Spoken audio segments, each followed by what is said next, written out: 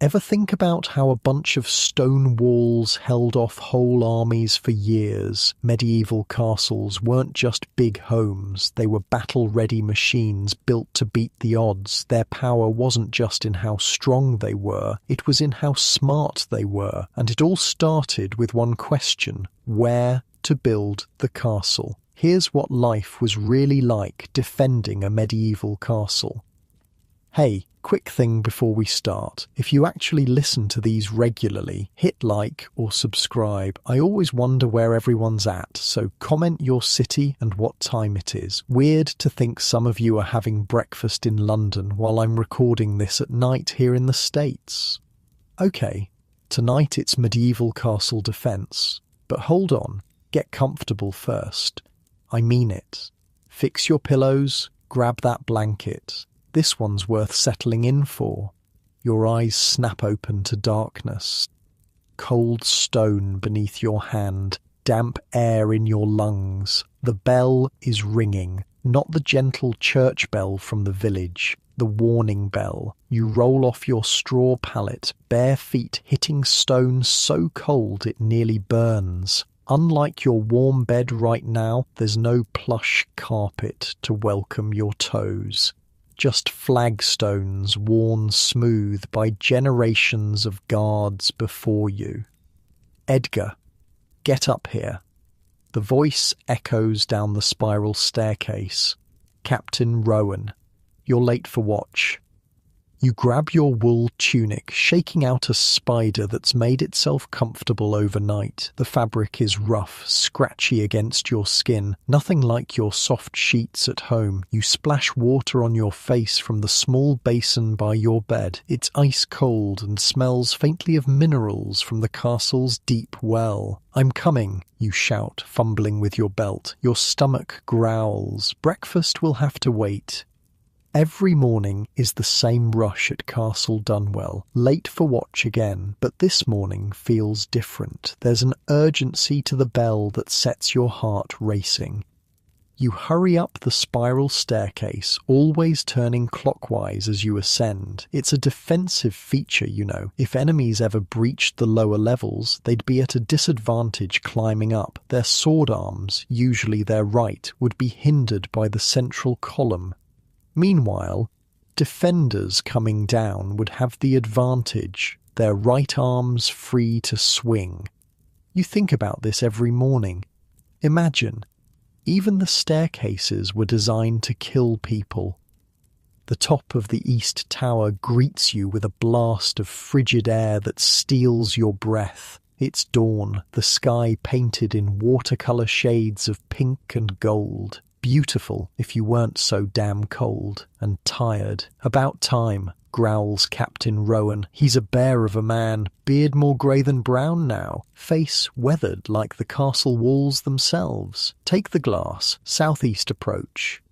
He shoves a bronze spyglass into your hands. It's heavy, valuable, worth more than you'd earn in 3 years of service. The metal is cold against your eye as you peer through, focusing on the southern road that winds through the valley below. And there they are, tiny figures in the distance. A lot of them. How many? Captain Rowan asks, voice suddenly quiet. You count the banners, estimate the columns of men.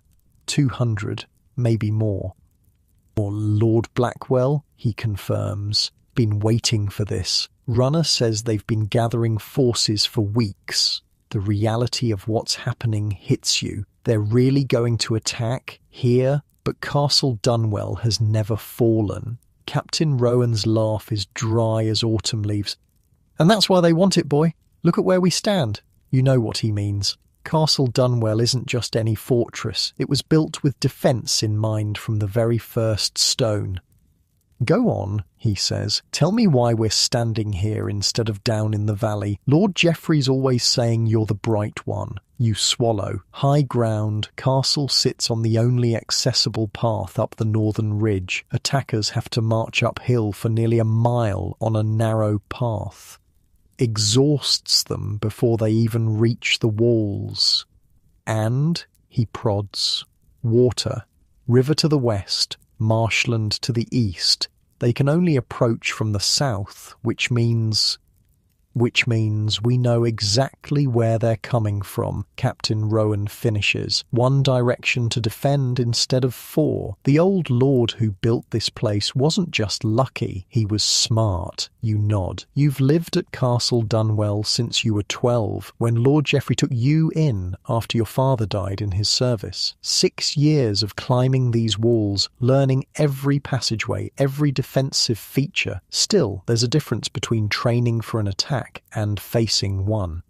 What now, you ask? Captain Rowan's eyes crinkle at the corners. Now we prepare, and you, Edgar, are about to learn why Castle Dunwell has never fallen. He clasps your shoulder. The next few weeks will be the hardest of your life, but remember, castles like this weren't built just to be big and impressive. They're machines, war machines, everything about them designed to keep people like us alive, and people like them, he nods toward the distant army, dead.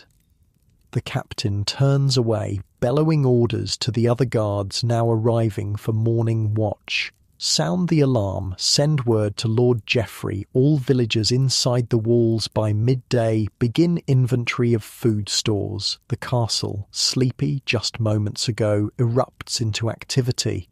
You take another look through the spyglass. Lord Blackwell's men are setting up camp beyond arrow range. They're not rushing in, they're preparing for a siege. Edgar, Captain Rowan barks. Stop gawking and get moving. I need you to check the wall integrity on the south face. Every inch. If there's a crack a mouse could slip through, I want to know about it. You're halfway down the stairs when he calls after you. And, Edgar, from this moment on, you're not just a castle guard. You're a defender of Dunwell. Remember that. The south wall of Castle Dunwell isn't just a wall, it's a marvel of engineering that stood for over 100 years, 20 feet thick at its base, tapering as it rises nearly 60 feet into the air. You've walked these walls countless times during your training, but today you see them with new eyes. Amazing, isn't it? You turn to find Mason Aldred beside you, running his weathered hand along the stonework. The old mason has been maintaining these walls longer than you've been alive. How does it stand so strong, you ask? Stone upon stone, yet it withstands everything. Mason grins, revealing several gaps where teeth used to be. That's the secret, lad. It's not just stone upon stone. He knocks on the wall. Hear that? Solid stone facing, yes. But inside, he gestures with his hands. Rubble fill, smaller stones, broken pieces, all mixed with mortar. When a battering ram hits, he punches his palm. The wall flexes, just a bit, absorbs the impact instead of cracking. You run your hand along the cool surface, feeling the history beneath your fingers. And this slope at the bottom? The talus, Mason nods approvingly, makes the wall thicker where it needs to be strongest, forces any impact upward instead of straight in, also makes siege ladders a nightmare to position. He chuckles. Ever try to stand a ladder against a sloped wall, slides right off, or sets at such an angle that any poor soul climbing it is practically lying on their back? You've never thought about it that way. A simple slope, yet so effective. Look there, Mason points to where the outer curtain wall meets an inner wall. Concentric design. Even if they breach the outer wall, they're trapped between walls with arrows raining down from both sides. Killing field, we call it. I've heard that before, you admit. Caught between a rock and a hard place. Literally, Mason laughs, slapping his thigh. I tell you, Edgar, every inch of this castle was built to make attackers miserable and keep us safe. As you continue your inspection, you notice small pebbles embedded in sections of mortar near the base of the wall. What are these for, you ask? Mason's eyes twinkle. Ah, clever that. Early warning system. If enemies try tunneling under the walls, those pebbles shift and make noise. Guards hear it, raise the alarm. No batteries required, just physics. You shake your head in wonder. It's like the whole castle is alive, thinking. That's exactly right, Mason agrees. A living, breathing defense machine. Now come on, we've got work to do before those bastards down there figure out what they're up against. You spend the morning checking every inch of the southern wall, marking tiny cracks for repair, ensuring drainage holes are clear. By midday, the sun beats down mercilessly. Your tunic sticks to your back with sweat. Villagers stream through the main gate below, bringing livestock, food stores, whatever they can carry. The castle population will swell to 3 times its normal size during the siege. From atop the wall, you can see Lord Blackwell's men constructing siege engines, wooden frames taking shape, teams of oxen hauling massive logs that can only be battering rams. Captain Rowan appears beside you, squinting at the activity below. Ambitious, he grunts. They think they'll break through in a week or 2. How long do you think it will take? You ask. The captain's weathered face splits in a grin. 6 months, if they're stubborn. Most likely they'll give up in 3. Meanwhile, our food stores are good for 8 months, water supply is secure, and, he points to the sky, winter's coming. Nothing like sleeping in mud while snow falls to dampen an army's spirits. He claps you on the shoulder. Come on, Lord Geoffrey wants to see all defenders in the Great Hall. Time you learned about the next line of defence. As you follow Captain Rowan down from the wall, you can't help but think about the enemy soldiers below. They have no idea what they're really up against. Stone isn't just stone when it's part of a castle. It's a weapon, a shield, and a home all at once, and you're about to learn just how deadly a home can be. The Great Hall buzzes with activity as you enter behind Captain Rowan, usually a place for feasts and councils. Today it's transformed into a war room. Lord Geoffrey stands at a massive oak table in the centre, surrounded by his most trusted knights and advisors. At 55, he remains imposing, tall and straight-backed, though his beard has gone silver. Maps and parchments cover the table. Carved wooden models represent Castle Dunwell and the surrounding land. Tiny figures mark Lord Blackwell's forces. Ah, Rowan, Lord Geoffrey nods as you approach. His eyes flick to you. And young Edgar, good, I wanted him here. You stand straighter, surprised to be noticed. My lord, Captain Rowan bows slightly. The south wall is secure. Repairs are underway for minor weaknesses. Excellent. Lord Geoffrey turns to the assembled defenders. As you all know, Lord Blackwell has finally made his move. He wants Dunwell, has for years, controls the river trade, commands the northern pass, and has never fallen. He smiles thinly, and will not fall now. A murmur of agreement ripples through the room. Captain Rowan has inspected our walls. Master Fulton has confirmed our food stores are sufficient for 8 months. The wells are full, and the cisterns collecting rainwater are prepared for additional storage. He places his palms flat on the table, leaning forward. Now, we discuss the gatehouse. Lord Geoffrey beckons you closer. Edgar, you've been training under Master Corrin in the gatehouse, yes? Your throat goes dry. Yes, my lord. 3 days each week for the past year. Tell everyone what you've learned. All eyes turn to you. You swallow hard, then straighten your shoulders. The gatehouse is both our weakest point and our strongest defence, you begin. It extends 40 feet beyond the main wall, creating a gauntlet any attacker must pass through. First, they face the outer drawbridge and portcullis. If they somehow breach that, they enter the killing corridor. You gesture with your hands, warming to your subject. 20 feet long, with murder holes above for dropping rocks or pouring boiling water. Arrow loops on both sides allow our archers to fire from protected positions. Then comes the second portcullis, backed by iron-reinforced oak doors, 3 inches thick. Lord Geoffrey nods approvingly. And if they somehow breach all of that, they'd find themselves in the small courtyard between the outer and inner walls, surrounded on 3 sides by archers on the wall walks with nowhere to hide. Just so, Lord Geoffrey agrees. The gatehouse is a trap, not an entrance, but we must ensure it's properly prepared. He turns to a thin man with a hawkish face. Master Corrin, what do you need? The gatehouse master steps forward. We've stockpiled rocks for the murder holes, my lord. I recommend we prepare cauldrons for heating water as well. Sand, too.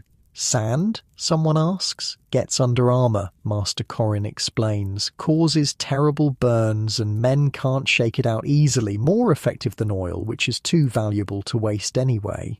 See to it, Lord Geoffrey commands. What of the portcullises?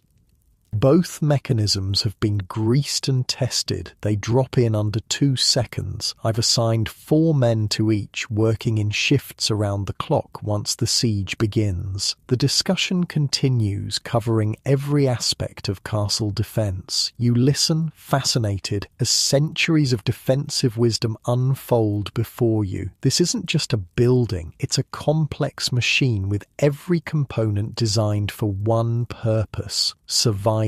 As the council concludes, Lord Geoffrey catches your eye. Edgar, a moment.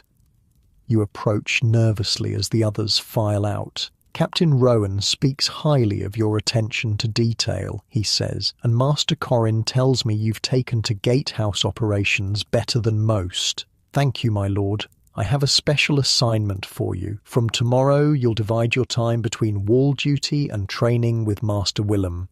Your heart skips. Master Willem, the keeper of secrets? Lord Geoffrey's eyes crinkle slightly at your reaction. Yes, the secret passages. Should Dunwell ever be in danger of falling, which it won't be, certain knowledge must be preserved. You'll be one of the few entrusted with our escape routes. You bow, deeply honoured and slightly terrified. I won't disappoint you, my lord. See that you don't. He turns back to his maps. Get some rest, Edgar. Tomorrow we truly begin to teach Lord Blackwell why Dunwell has never fallen. As you leave the Great Hall, the reality of the situation settles over you. This isn't just an attack, it's a test of everything this castle was built for, and somehow you've become an important part of its defence. The warning bell rings again as dusk approaches. You rush to the eastern wall, joining a crowd of defenders watching as Lord Blackwell's army completes their encampment. Hundreds of tents spread across the valley floor, campfires beginning to dot the landscape like fallen stars. Quite the sight, isn't it? You turn to find Archer Ellie beside you. At 25, she's the finest shot in Dunwell, capable of hitting targets other archers wouldn't even attempt. Have you ever seen an army that big? You ask. Once, she nods. 5 years ago, they gave up after 4 months, tails between their legs. She grins. Sieges aren't won by numbers, Edgar. They're won by patience and preparation, and we've been preparing for centuries. You look out at the enemy camp again. From up here, they seem small, insignificant against the landscape. But tomorrow, they'll begin moving their siege engines into place. The real test of Dunwell will begin. Get some sleep, Ellie advises. Tomorrow's going to be a long day. As you descend to your quarters, the castle settling into an uneasy vigilance around you, you can't help but feel a strange sense of purpose. All your life you've heard stories about great sieges, about castles that stood against impossible odds. Now you're living inside one of those stories. Your hand trails along the cool stone wall as you walk, 20 feet thick, built to last forever. You hope it lives up to its reputation. Sleep doesn't come easy. The stone floor beneath your pallet seems harder than usual. Every time you close your eyes, you see the army camped in the valley. Hundreds of men all wanting to kill you, to take Castle Dunwell. Dawn arrives with a persistent kick to your ribs. Up, Edgar, now. You open your eyes to find Master Willem looming over you. He's a shadow of a man, thin and wiry, with a face like crumpled parchment and eyes that miss nothing, the castle's keeper of secrets. "My lord said tomorrow," you mumble, rubbing sleep from your eyes. "It is tomorrow," Willem snaps, "and we start before the sun. Castle's secrets are best learned in darkness." You throw on yesterday's tunic and follow him through the lower corridors of Dunwell. The castle is already stirring, servants preparing breakfast, guards changing watch. Outside, Lord Blackwell's men will be preparing their first assaults, but in here, life continues with tense normalcy. Willem stops before a section of wall that looks identical to every other. "What do you see?" he asks. You study the stones carefully. Nothing unusual. Good, that's the point. His fingers press a seemingly random pattern of stones. Something clicks deep in the wall and a section swings inward, revealing a dark passage. "Sweet Mary," you whisper. "The first rule of castle secrets," Willem says, "is that they remain secret. Lord Geoffrey has entrusted you with knowledge that could mean life or death for everyone here. Betray that trust, and I'll personally ensure your remaining days are few and unpleasant." You swallow hard. "I understand." He hands you a small oil lamp. "Follow close. Touch nothing unless I tell you."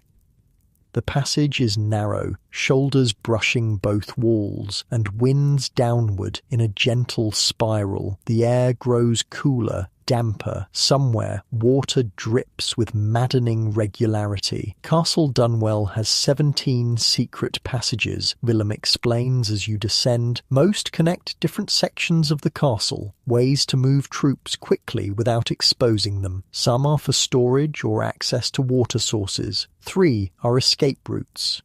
"Like this one?" you ask. Willem's laugh is dry. "This? No. This is something else entirely." The passage levels out, then opens into a small circular room with a low ceiling. More passages branch off in different directions like the spokes of a wheel. Willem takes your lamp and uses it to light wall sconces. As light floods the chamber, you gasp. The walls are covered with detailed drawings, maps of Castle Dunwell showing every passage, every room, every defensive feature. Notes in faded ink mark vulnerable points, recommended garrison numbers, estimated supply needs for different sizes of attacking forces. "The War Room," Willem says simply, "created by the First Lord of Dunwell and maintained by every keeper of secrets since. What you see here is 300 years of defensive wisdom." You turn slowly, taking it all in. It's incredible. It's survival. Willem points to a detailed drawing of the castle's towers. "Tell me what you see." You study the image. The towers, they're round. And why is that important? You think back to your training. Square towers have blind spots at the corners where attackers can work unseen. Round towers eliminate those. Good. What else? You look closer. They're spaced evenly along the walls. How far apart? You measure with your fingers against the scale. About 200 feet? 180 to be precise. Do you know why? You rack your brain but come up empty. "No, sir." "The effective range of a longbow," Willem says, tapping the drawing. "No matter where attackers approach along the wall, they're always within range of at least 2 towers, overlapping fields of fire, nowhere to hide." He moves to another drawing, this one showing a tower's interior. "What about this? What do you see?" The drawing shows arrow loops, narrow slits in the tower walls. Arrow loops for defenders to fire through. Look closer. You peer at the detailed drawing. The slits are wider on the inside, narrowing to just a few inches on the exterior. They're splayed inward. Exactly, Willem nods approvingly, gives archers a wide field of vision and fire while presenting the smallest possible target to enemies outside. A man 20 feet away can't see if there's an archer ready to fire or not. Meanwhile, the archer can see everything. He leads you to another drawing, this one showing the wall walk atop the curtain walls. Tell me about these. Battlements, you reply confidently. The up and down pattern along the top of the wall. Proper terms, Willem corrects. The raised sections are merlons, which protect defenders. The gaps are embrasures, which allow them to shoot arrows or throw things down on attackers. You trace the pattern with your finger, so defenders stay behind the merlon, then step forward to the embrasure when attacking. Exactly. Medieval social distancing. Willem's mouth twitches in what might be a smile. Stay behind the stone, shoot through the gaps, don't die. He shows you drawing after drawing, explaining defensive features you've walked past 100 times without truly understanding. The wall walk wide enough for 2 armoured men to pass without risk of falling. The different weapons platforms, positions for longbowmen to fire at distant targets, stations for crossbowmen to handle closer threats. "What's this?" you ask, pointing to a drawing of a large crossbow-like device mounted on a tower. "Springald," Willem says. "Huge dart launcher, powerful enough to punch through shields and skewer multiple men at once. We have those. You've never seen such weapons on Dunwell's towers. Hidden until needed. Lord Geoffrey doesn't advertise all our capabilities." Willem rolls his shoulders. Nothing brings enemies together quite like being pinned by the same giant dart. You laugh despite yourself. Willem continues the lesson, showing you how Dunwell's every feature serves a defensive purpose. Even the spiral staircases turn clockwise as they ascend. A detail you noticed yesterday gives defenders coming down the advantage, you say. Their right arms swing freely, while attackers coming up have their sword arms hindered by the central column. Willem raises an eyebrow. "You're not entirely hopeless." From the war room, Willem leads you through another passage. This one climbs steadily upward, occasionally branching into side tunnels that Willem explains connect to different parts of the castle. If the lower levels are breached, he says, defenders can retreat upward while still being able to move between sections without exposing themselves. The passage eventually emerges behind a tapestry in a small room in the eastern tower. Dawn light filters through the arrow loops, casting thin beams across the stone floor. "This is where we begin your real training," Willem says. "Today you learn how towers defend Castle Dunwell." Outside, the warning bell sounds. You move to the arrow loop, peering out over the valley. Lord Blackwell's men are on the move, dragging the wooden frames of siege towers toward the castle. "Perfect timing," Willem says, joining you at the narrow window. "They're starting with siege towers, ambitious but predictable. Will they work?" you ask, watching the massive structures inch closer. Willem scoffs. "Against some castles, perhaps. Not Dunwell." He points to the towers positioned along the walls. "Watch and learn how castle towers were designed as the ultimate defensive weapon." Throughout the morning, Willem takes you on a tour of Dunwell's towers. Unlike the simple guard towers you're familiar with, each is a sophisticated battle station. The largest, the Tour de Constance on the southeast corner, features a special chamber with a massive fire pit. "Signal fire," Willem explains. "Visible from 20 miles away. When lit, nearby Allied castles know we're under attack."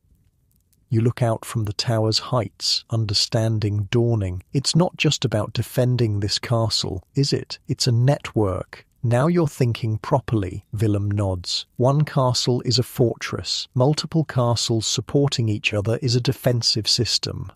From here, we can alert 3 other strongholds within hours.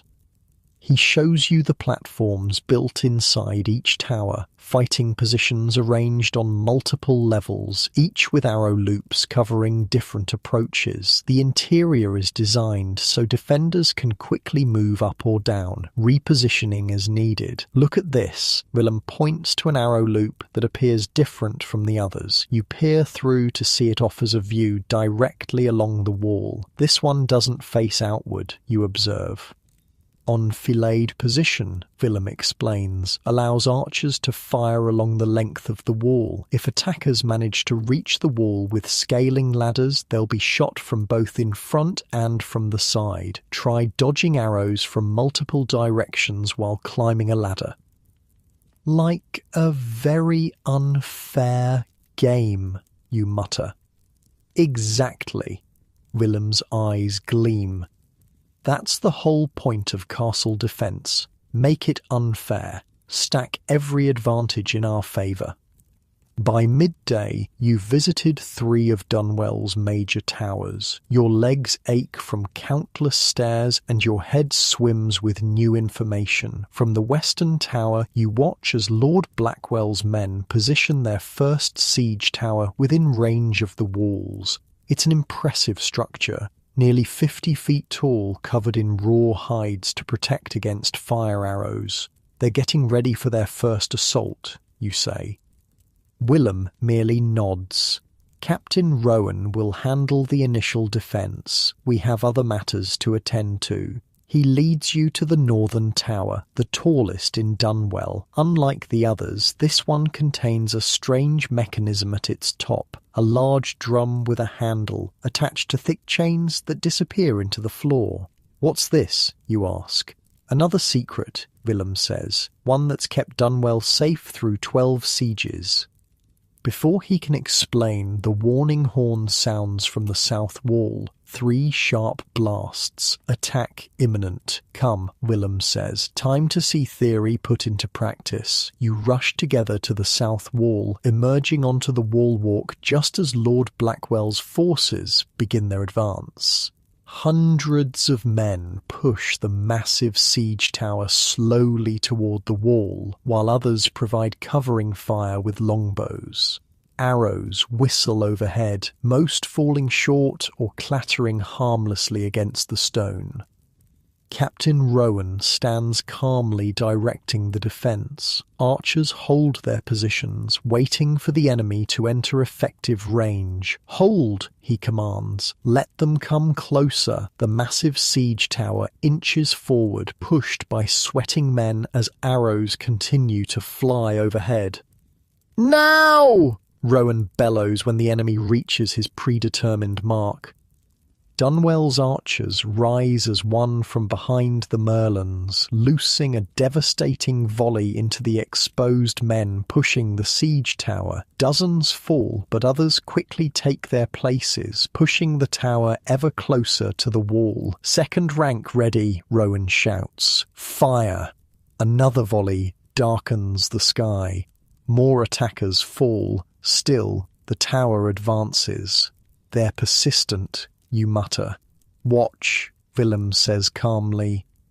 As the tower comes within 50 yards of the wall, a new sound reaches your ears, the cranking of mechanisms from the nearest tower. You watch, fascinated, as a massive springald is wheeled into position on the tower platform. 3 men operate the weapon, cranking it to full tension, then loading a massive iron-tipped dart into its track. "Fire," comes the command. The springald releases with a deep twang. The dart flies true, punching through the hides covering the siege tower and embedding itself deep in the wooden frame. Men scream as the massive projectile tears through the structure. More springalds appear along the wall walk. More darts fly. The siege tower shudders under the impacts. But still, it comes. "Archers, fire at will," Captain Rowan commands.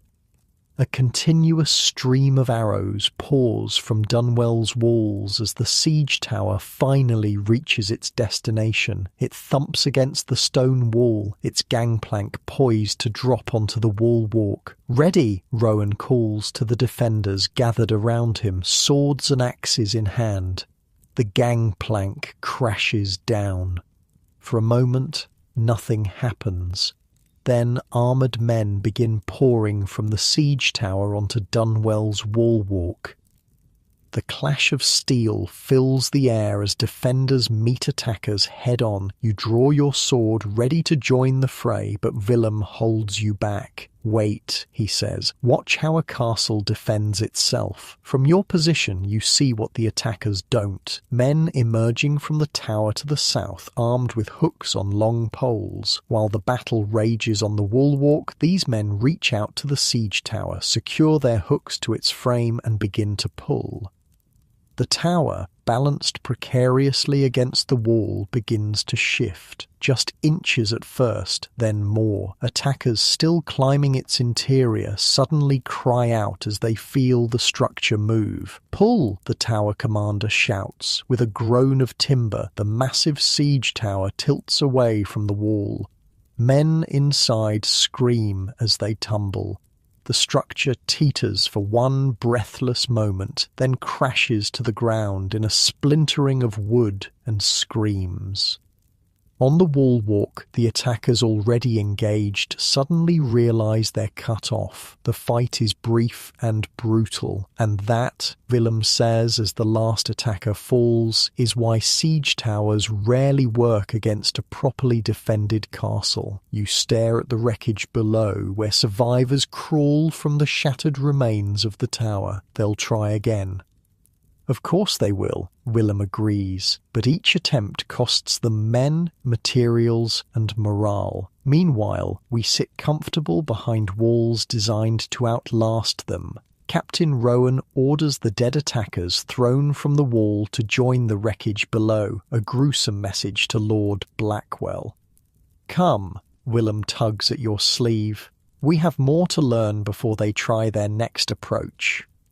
As you follow him back into the castle, you glance over your shoulder at the battlefield. The castle has defended itself perfectly, just as it was designed to do. Men built these walls, but in some strange way, the walls now protect the men. Willem leads you to the eastern section of the castle, to a part you've rarely visited. A narrow staircase descends into darkness. "Where are we going now?" you ask. "To see Dunwell's most important defence," Willem replies cryptically, "the one that makes all others possible." You follow him down the winding stairs, deeper than you've ever been in the castle before. The air grows cool and damp. Somewhere ahead, you hear the soft splash of water. The castle's secrets are only beginning to reveal themselves to you, and somewhere above, Lord Blackwell is already planning his next assault. But Dunwell has stood for 300 years. Its stones have seen dozens of would-be conquerors come and go, and now you're beginning to understand why. The stairs seem endless, spiralling down into the bedrock beneath Dunwell. The walls here aren't finished stone like above, but rough-hewn rock. Your lamp casts dancing shadows that make the passage feel alive. "Watch your step," Willem warns. It gets slippery.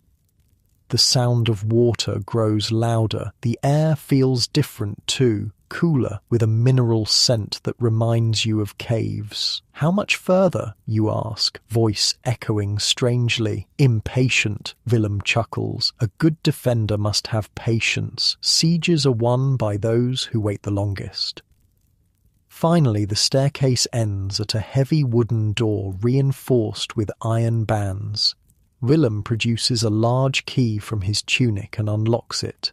The door swings open with a groan that suggests it's rarely used.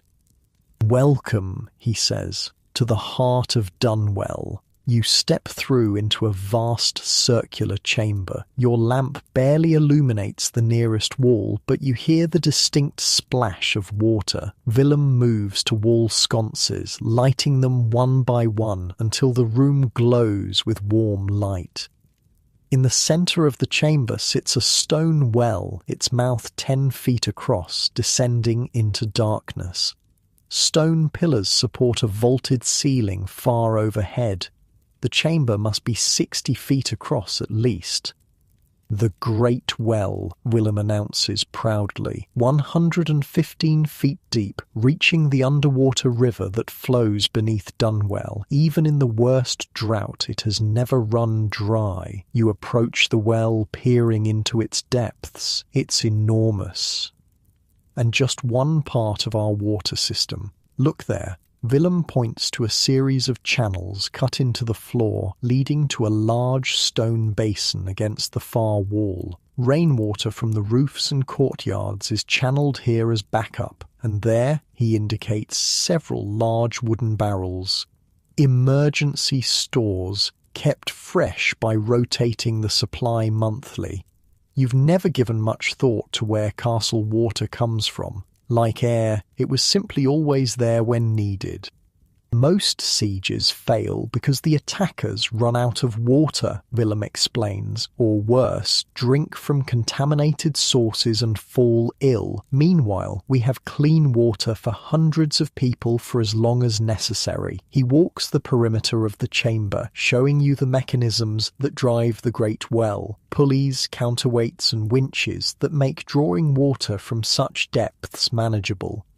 The first thing they built, Willem says, was this well. Before a single wall went up, before the foundations were laid, they dug down to find water. Nothing ruins your day quite like spending 5 years building impenetrable walls, then realizing nobody thought about drinking water.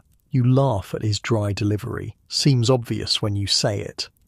The most important things often seem obvious. Afterward, Willem runs his hand along the stone rim of the well. This is why Dunwell has never fallen. Stone walls can be breached, gatehouses can be broken, but without water, no defence lasts longer than 3 days.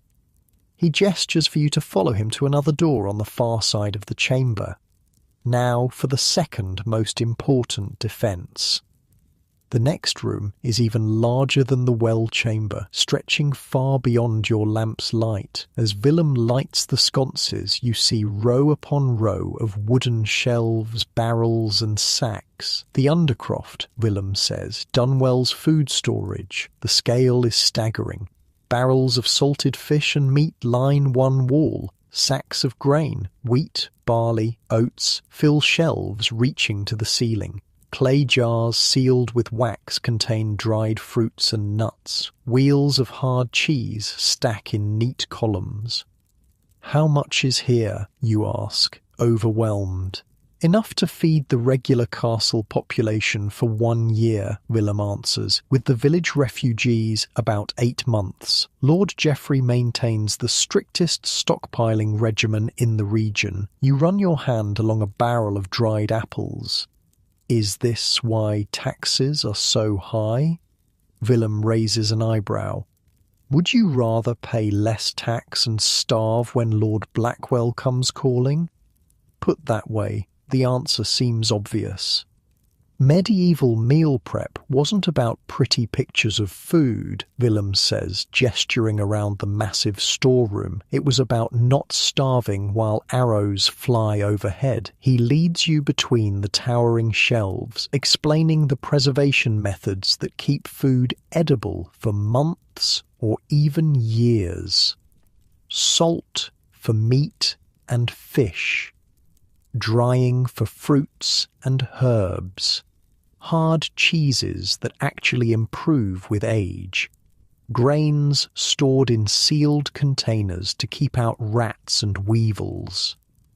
And beer, he says, pointing to huge wooden casks at the far end of the room. Safer than water sometimes, and good for morale during long sieges. Beer has been keeping medieval defenders both hydrated and slightly more optimistic about being surrounded by enemies since, at least 1066. You laugh. Willem's dry humour is growing on you. But this is just the main storage, he continues, leading you to yet another door. Each tower also maintains its own emergency supply, enough for the defenders assigned there to last 2 weeks if cut off from the main castle. The next door opens to a smaller room filled with weapons and armour. Racks of spears line the walls, barrels full of arrows, crossbows hanging from hooks. The armoury, Willem explains unnecessarily, though the main one is above ground near the barracks. This is the reserve supply in case the upper levels are lost. You notice buckets of pitch and oil in one corner. Fire weapons? Last resort, Willem nods. Dangerous to use, but effective when needed. As you explore the underground chambers, Willem explains how every aspect of the castle's design accounts for siege survival. The kitchens positioned to vent smoke through multiple chimneys, preventing enemies from targeting food preparation areas. The latrines designed to empty far from water sources. The rainwater collection systems built into the very walls. Castle design isn't just about keeping enemies out, Willem says. It's about keeping defenders alive long enough for the enemies to give up and go home. A bell sounds somewhere above, a different tone from the warning bell. Willem glances up. Midday meal. We should return to the surface. You've training with Captain Rowan this afternoon. As you climb back up the winding stairs, legs protesting after so much walking, you ask, how long do you think Lord Blackwell will stay? Willem considers this. Depends how many men he loses, how much food he's brought, whether disease breaks out in his camp, but most sieges fail within 3 months. The besiegers run out of supplies, patience, or men willing to die for someone else's ambition. You emerge from the stairway into the main keep, blinking in the sudden brightness. The great hall buzzes with activity as people gather for the midday meal. The space, normally vast and echoing, now feels crowded with villagers from the surrounding lands who've sought refuge inside Dunwell's walls. Castle population triples during a siege, Willem observes. Space becomes precious. Great halls that normally host feasts become sleeping areas. Privacy vanishes. You spot families huddled in corners, children playing between the tables, old men and women sitting on benches along the walls. These are the people you're defending. Farmers, blacksmiths, tanners, coopers, ordinary folk whose lives depend on these stone walls. Edgar. You turn to see Ellie the archer, waving from a nearby table. She sits with several other members of the castle guard and has saved you a space. Go, Willem says. Eat, rest if you can. Captain Rowan will find you when he's ready. You join Ellie and the others, gratefully accepting a wooden bowl of thick stew and a chunk of dark bread. How was your morning with the castle ghost? Ellie asks, using Willem's nickname among the guards. Educational, you reply. Did you see the attack on the south wall? She nods, expression darkening. From the east tower. They lost at least 30 men. Won't be their last attempt, though. What do you think they'll try next? Battering ram, probably, says Garrick, a burly guard with a red beard. They'll want to test our gate. Good luck with that, snorts Thomas, a lean, dark-haired veteran of 2 previous sieges. That gatehouse is a death trap.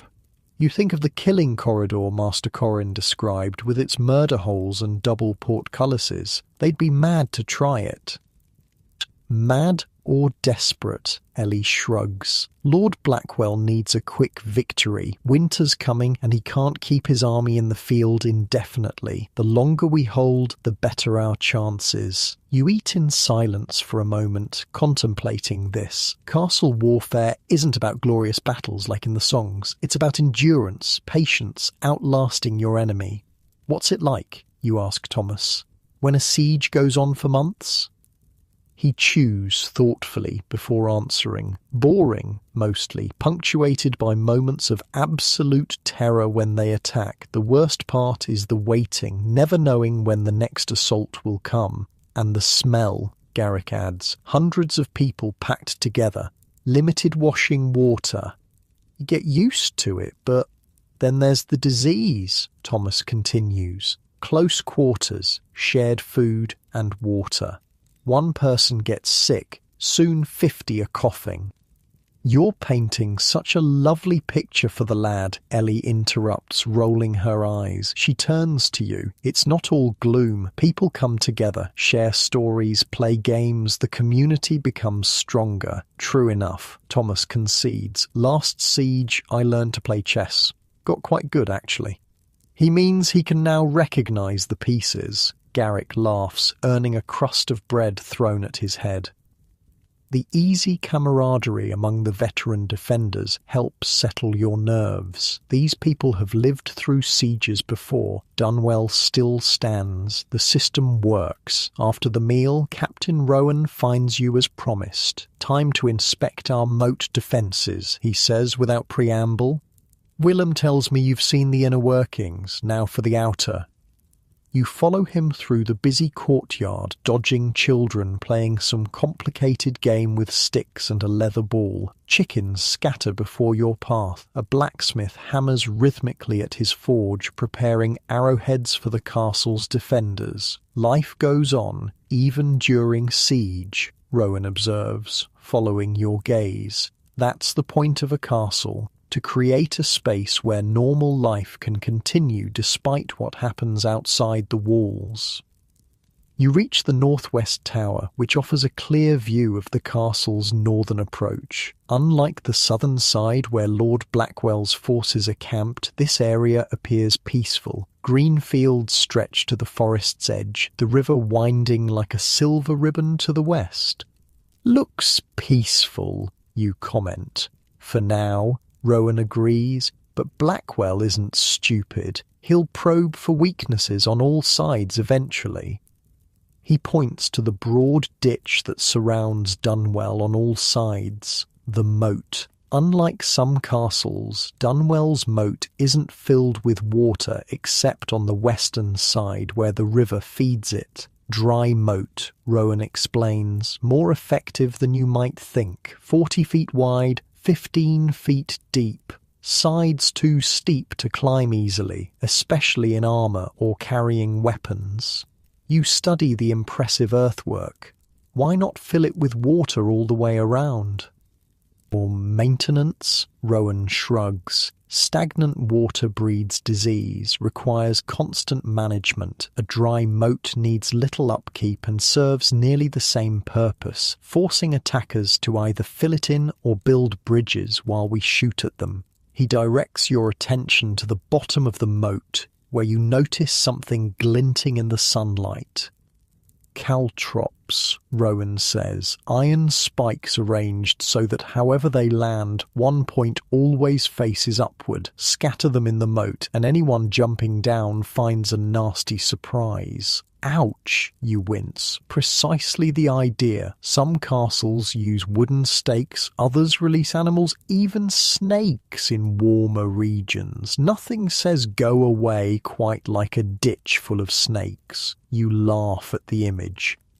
The moat's primary purpose isn't just to hinder direct assault, Rowan continues. It prevents tunnelling under the walls, a technique called sapping. Trying to dig under a moat means hitting the water table, which floods the tunnel. You nod, remembering the rubble and pebbles Mason had pointed out in the wall foundations, another anti-tunnelling measure. Rowan leads you around the wall, pointing out other defensive features, the drawbridge mechanism, chains and counterweights hidden inside the gatehouse that allow it to be raised in seconds, the drainage system that prevents rainwater from weakening the foundations. Even the carefully maintained clear space beyond the moat, no trees or structures that could provide cover for approaching enemies. 300 years of refinement, Rowan says proudly. Every Lord of Dunwell has added something, improved some aspect of defence. As you complete your circuit of the walls, you notice activity near the south gate. Workers roll barrels of sand and stack firewood near the murder holes. Preparing for the next attack? You ask. Rowan nods. Battering ram, most likely. They're building it beyond arrow range, but our scouts can see it taking shape. Massive tree trunk with a metal cap will be mounted on wheels with a wooden shed built over it to protect the men pushing it. Will they breach the gate? You try to keep the worry from your voice. Not a chance, Rowan grins. That's why we have murder holes. Nothing ruins a nice battering ram attack quite like having boulders dropped on your head. You recall the design of the gatehouse, its projecting structure creating a killing zone for anyone approaching the main gate. Rowan's expression grows more serious. That said, every attack is dangerous. Men will die tomorrow, on both sides. Your job is to make sure more of them die than us. He clasps your shoulder. Get some rest. Tomorrow will test everything you've learned. As the captain walks away, you remain on the wall, watching Lord Blackwell's camp in the distance. Smoke rises from hundreds of cooking fires. Men scurry about like ants, preparing weapons, moving supplies, building engines of war. For a moment, you try to imagine their perspective, staring up at Dunwell's towering walls and seemingly impregnable towers. How hopeless it must seem to those men, ordered to attack a fortress designed specifically to kill them. Yet they'll try. Tomorrow they'll march towards certain death because their lord commands it. A cold breeze ruffles your hair. The sun begins its descent toward the western horizon, casting long shadows across the valley. From this height, the approaching army looks small, insignificant against the landscape. But tomorrow there'll be real men with real weapons, trying their best to kill you and everyone you know. You turn away from the view, heading back to your quarters to rest before tomorrow's battle. As you descend the spiral staircase, your hand trails along the cool stone wall, 20 feet of solid defense that has stood for centuries. You can't help but wonder how many other young guards have walked these same steps, felt the same mix of fear and determination before battle. Hundreds, certainly, maybe thousands, and Dunwell still stands. Sleep doesn't come easy when you know tomorrow brings battle. You toss on your pallet, mind racing through everything you've learned. The castle's defences seem impregnable in theory, but tomorrow real men will test them with real weapons and real determination. Men will die, maybe even you. Dreams, when they finally come, are fragmented. You're running through endless spiral staircases, shooting arrows that transform into birds mid-flight, drowning in a moat filled with sand instead of water. The warning bell jolts you awake before dawn. You bolt upright, momentarily disoriented until memory floods back. The siege, Lord Blackwell, the battering ram they've been building. You throw on your clothes and armour with practised speed, leather jerkin over your tunic, mail coat that weighs heavy on your shoulders, helmet tucked under your arm as you rush from your quarters. The corridors buzz with activity despite the early hour. Guards hurry to their positions. Servants carry buckets of water to fill reservoirs near the walls and gatehouse. Kitchen staff prepare simple bread and cheese for defenders to grab as they pass. You snatch a hunk of bread, eating as you climb toward your assigned position. Captain Rowan ordered you to the gatehouse yesterday evening, right in the heart of the coming attack. The gatehouse rises before you, a massive stone structure projecting from the main southern wall. No mere doorway, but a fortress within a fortress. Master Corin stands at its entrance, directing men as they make final preparations. Edgar Good, you're on the upper platform today. He points to a position on the second level of the gatehouse, where a row of murder holes opens directly over the gatehouse passage below. You nod, climbing the narrow stairs to your post. The upper platform stretches the length of the gatehouse passage, with small windows overlooking the approach and larger openings, murder holes, in the floor. Through these, defenders can drop objects onto attackers trapped in the passage below. Around you, other guards prepare for battle. Some stack rounded stones near the murder holes, ammunition for the coming fight. Others check the mechanism controlling the twin portcullises that conceal the passage at both ends, creating a deadly trap. A young guard named Piers joins you at your station, his face pale beneath a dusting of freckles. This will be his first battle. "You ever drop rocks on a man's head before?" he asks, voice cracking slightly. "First time for everything," you reply, trying to sound more confident than you feel. "What if I miss?" You shrug. "They'll be packed in tight down there. Hard to miss, really." This doesn't seem to comfort him. "Listen," you say, clapping his shoulder. "Just follow orders. Do what Master Corin says. The gatehouse is designed to do most of the work for us." "Like a trap," Piers nods. "But we're the ones who spring it." "Exactly." Through the front window, you see activity in Lord Blackwell's camp. Men gather in formation, the massive battering ram, a tree trunk capped with iron and mounted on wheels, is dragged into position. A wooden shed has been constructed over it, protecting the men who will push it from arrow fire from above. "Looks big," Piers observes unnecessarily. "Big target," you counter.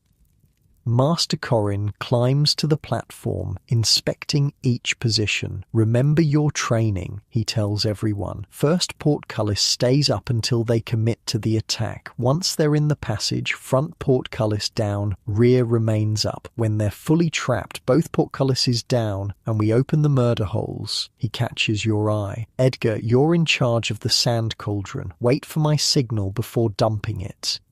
You nod, moving to the large iron pot suspended over a fire pit in the corner. Inside, sand heats slowly, not yet at the temperature Master Corin wants. "Why sand?" Piers whispers as Corin moves away. "Why not oil? Oil's expensive," you reply, remembering Willem's explanation. "And sand works better, gets under armor, causes terrible burns, and they can't shake it out easily."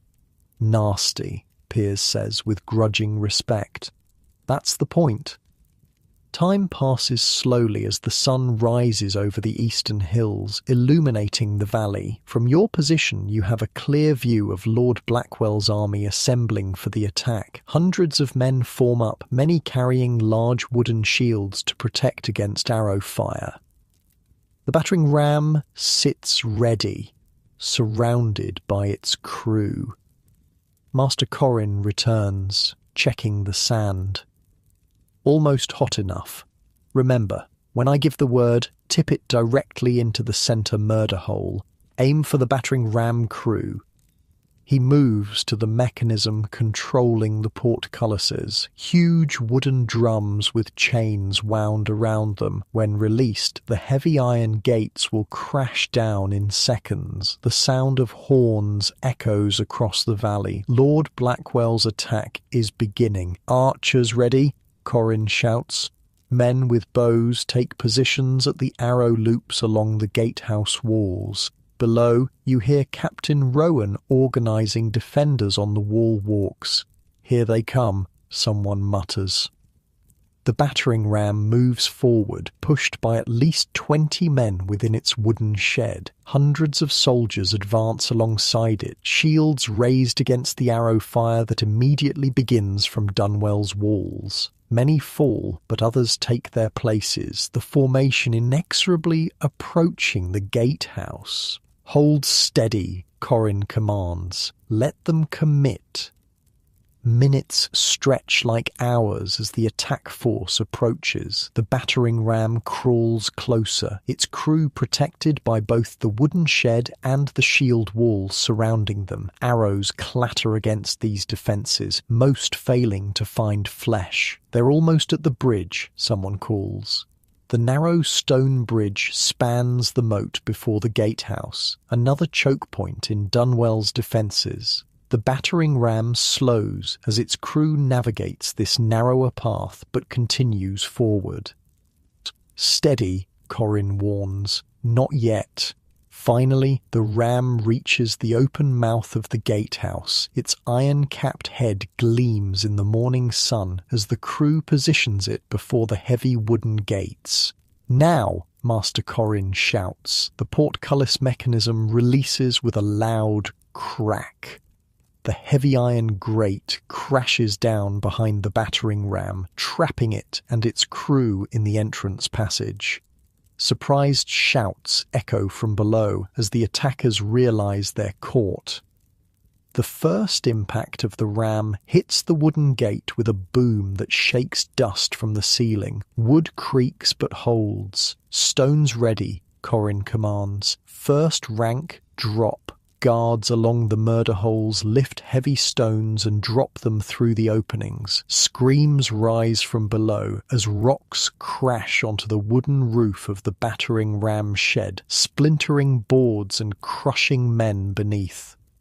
A second impact hits the gate, weaker than the first. The crew is already being decimated by the falling rocks. Second rank, drop. More stones rain down. The screams intensify. Rear portcullis, down. The second iron grate crashes into place, completely sealing the passage. The battering ram crew is now trapped in a stone box with death raining from above. Edgar Sand now...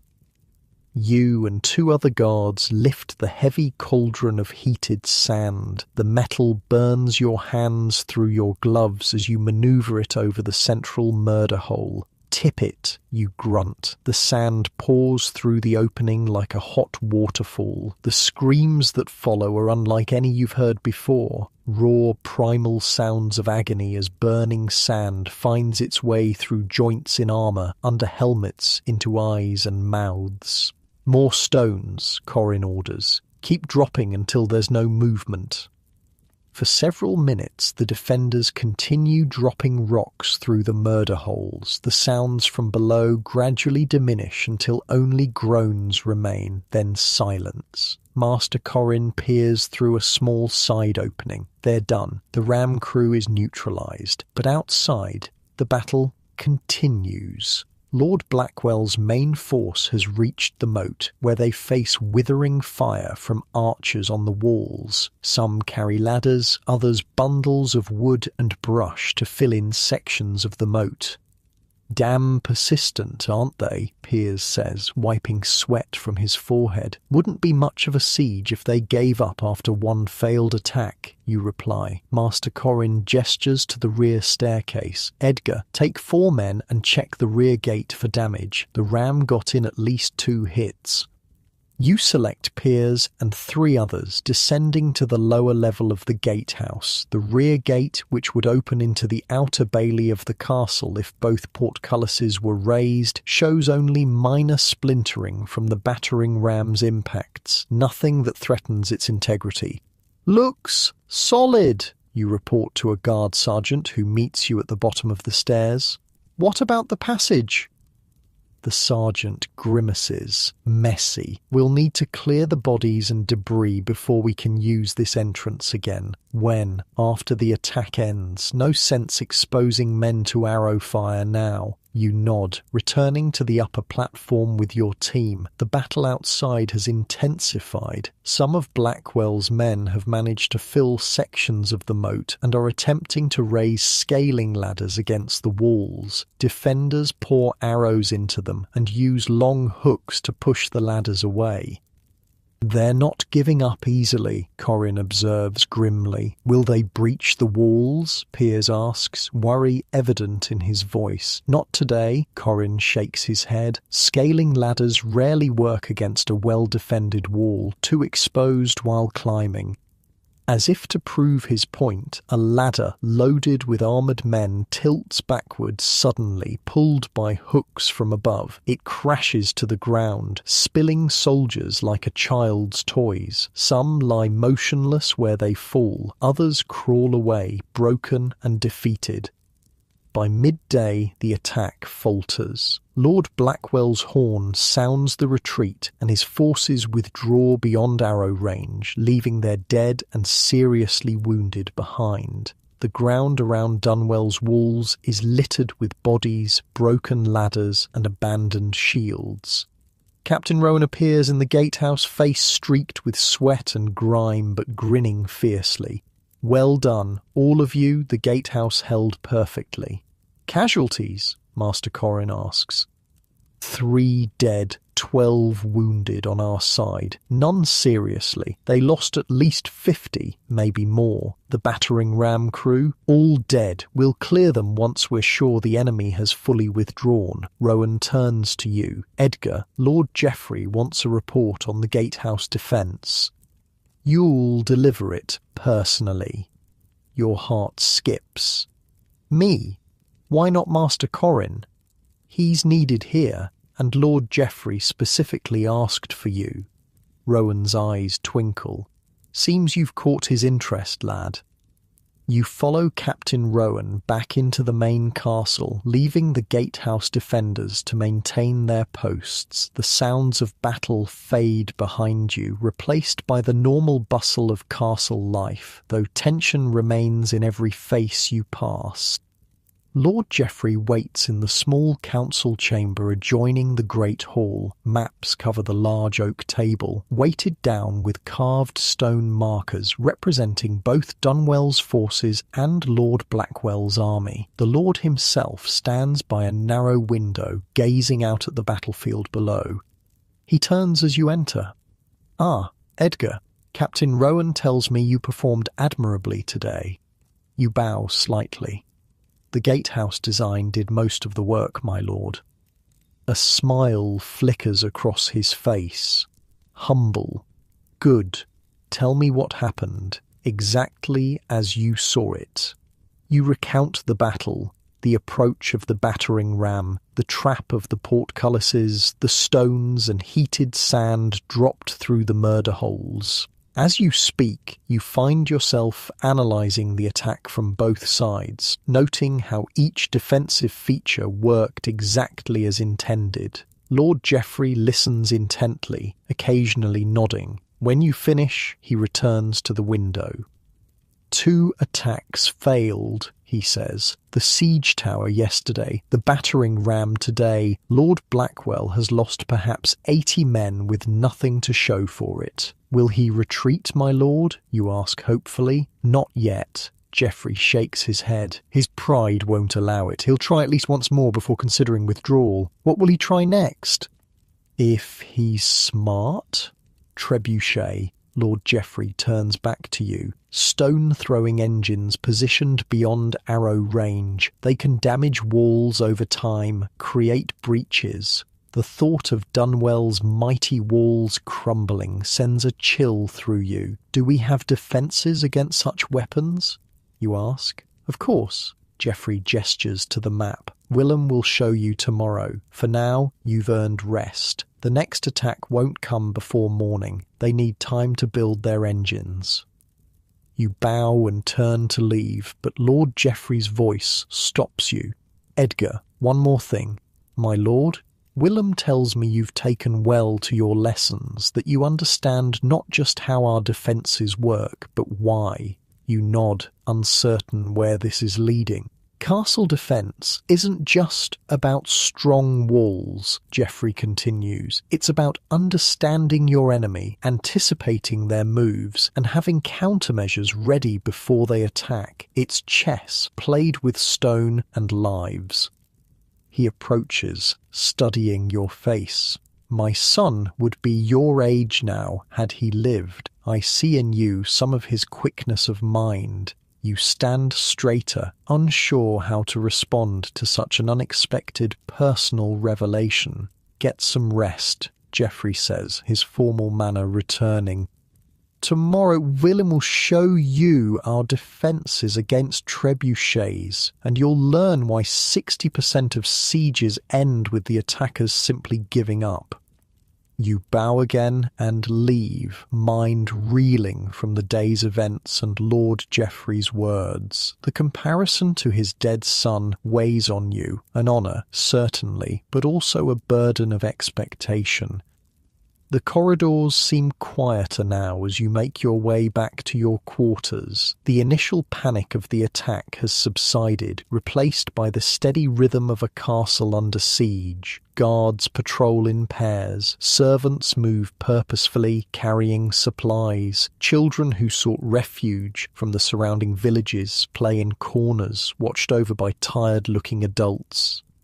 In your small room, you remove your armour piece by piece, muscles aching from tension and exertion. Your hands tremble slightly as the day's fear and excitement finally catch up with you. You survived your first real battle. The enemy tested Dunwell's defences and failed. But trebuchets tomorrow? Stone-throwing engines that could breach even these mighty walls. You stretch out on your pallet, too tired to eat despite your growling stomach. Sleep claims you almost instantly, your dreams filled with falling stones, screaming men, and the grim satisfaction of a well-designed trap sprung perfectly. Somewhere in the night, you wake briefly to the sound of rain pattering against the narrow window. You smile in the darkness. Rain means mud in the enemy camp. Wet, miserable soldiers questioning why they're sitting in the cold while you sleep dry and safe behind stone walls. Castle Dunwell has survived another day, and tomorrow you'll learn how it plans to survive many more.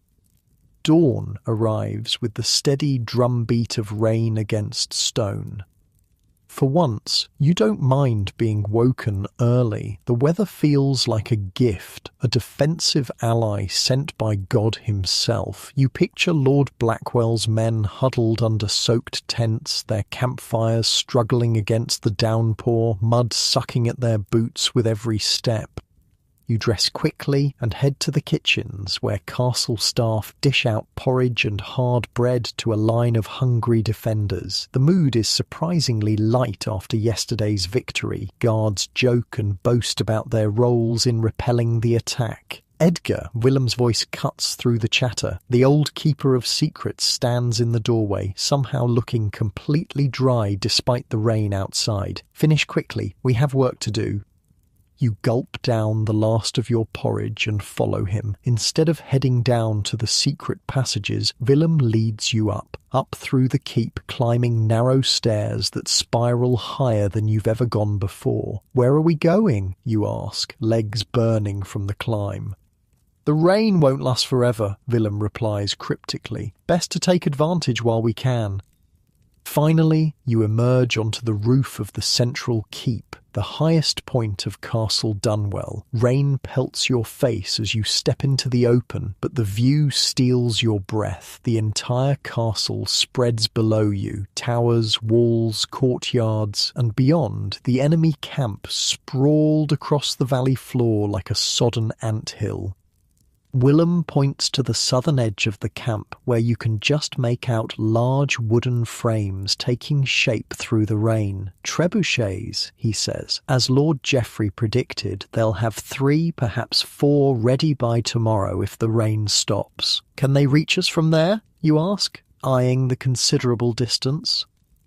Oh yes, a well-built trebuchet can hurl a stone weighing hundreds of pounds nearly 300 yards. They'll position them just beyond arrow range, far enough to be safe, close enough to hit our walls. The thought of massive stones crashing against Dunwell's defences makes your stomach tighten. Can the walls withstand such impacts? Willem's thin lips curve in a smile. That's what you're here to learn. He gestures to the walls below. First, understand that Dunwell's walls are not simply piles of stone. Remember what Mason Aldred told you about their construction? You recall the old mason's explanation. Solid stone facing with rubble fill inside, designed to flex slightly and absorb impacts. Exactly. A trebuchet stone might crack the outer facing, but the energy dissipates in the rubble core. The wall bends but doesn't break. Willem points to where workers swarm along the southern wall despite the rain. We're also reinforcing the likely impact points, adding timber supports behind the walls to absorb additional force. But if they keep hitting the same spot over and over, you press. A valid concern? Willem nods. Which brings us to our first active defence, night raids.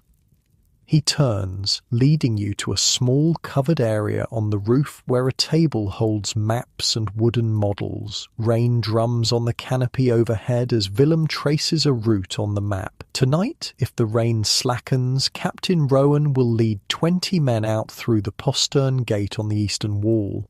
They'll circle around through this ravine, approach the trebuchet construction site from behind and do as much damage as possible before retreating.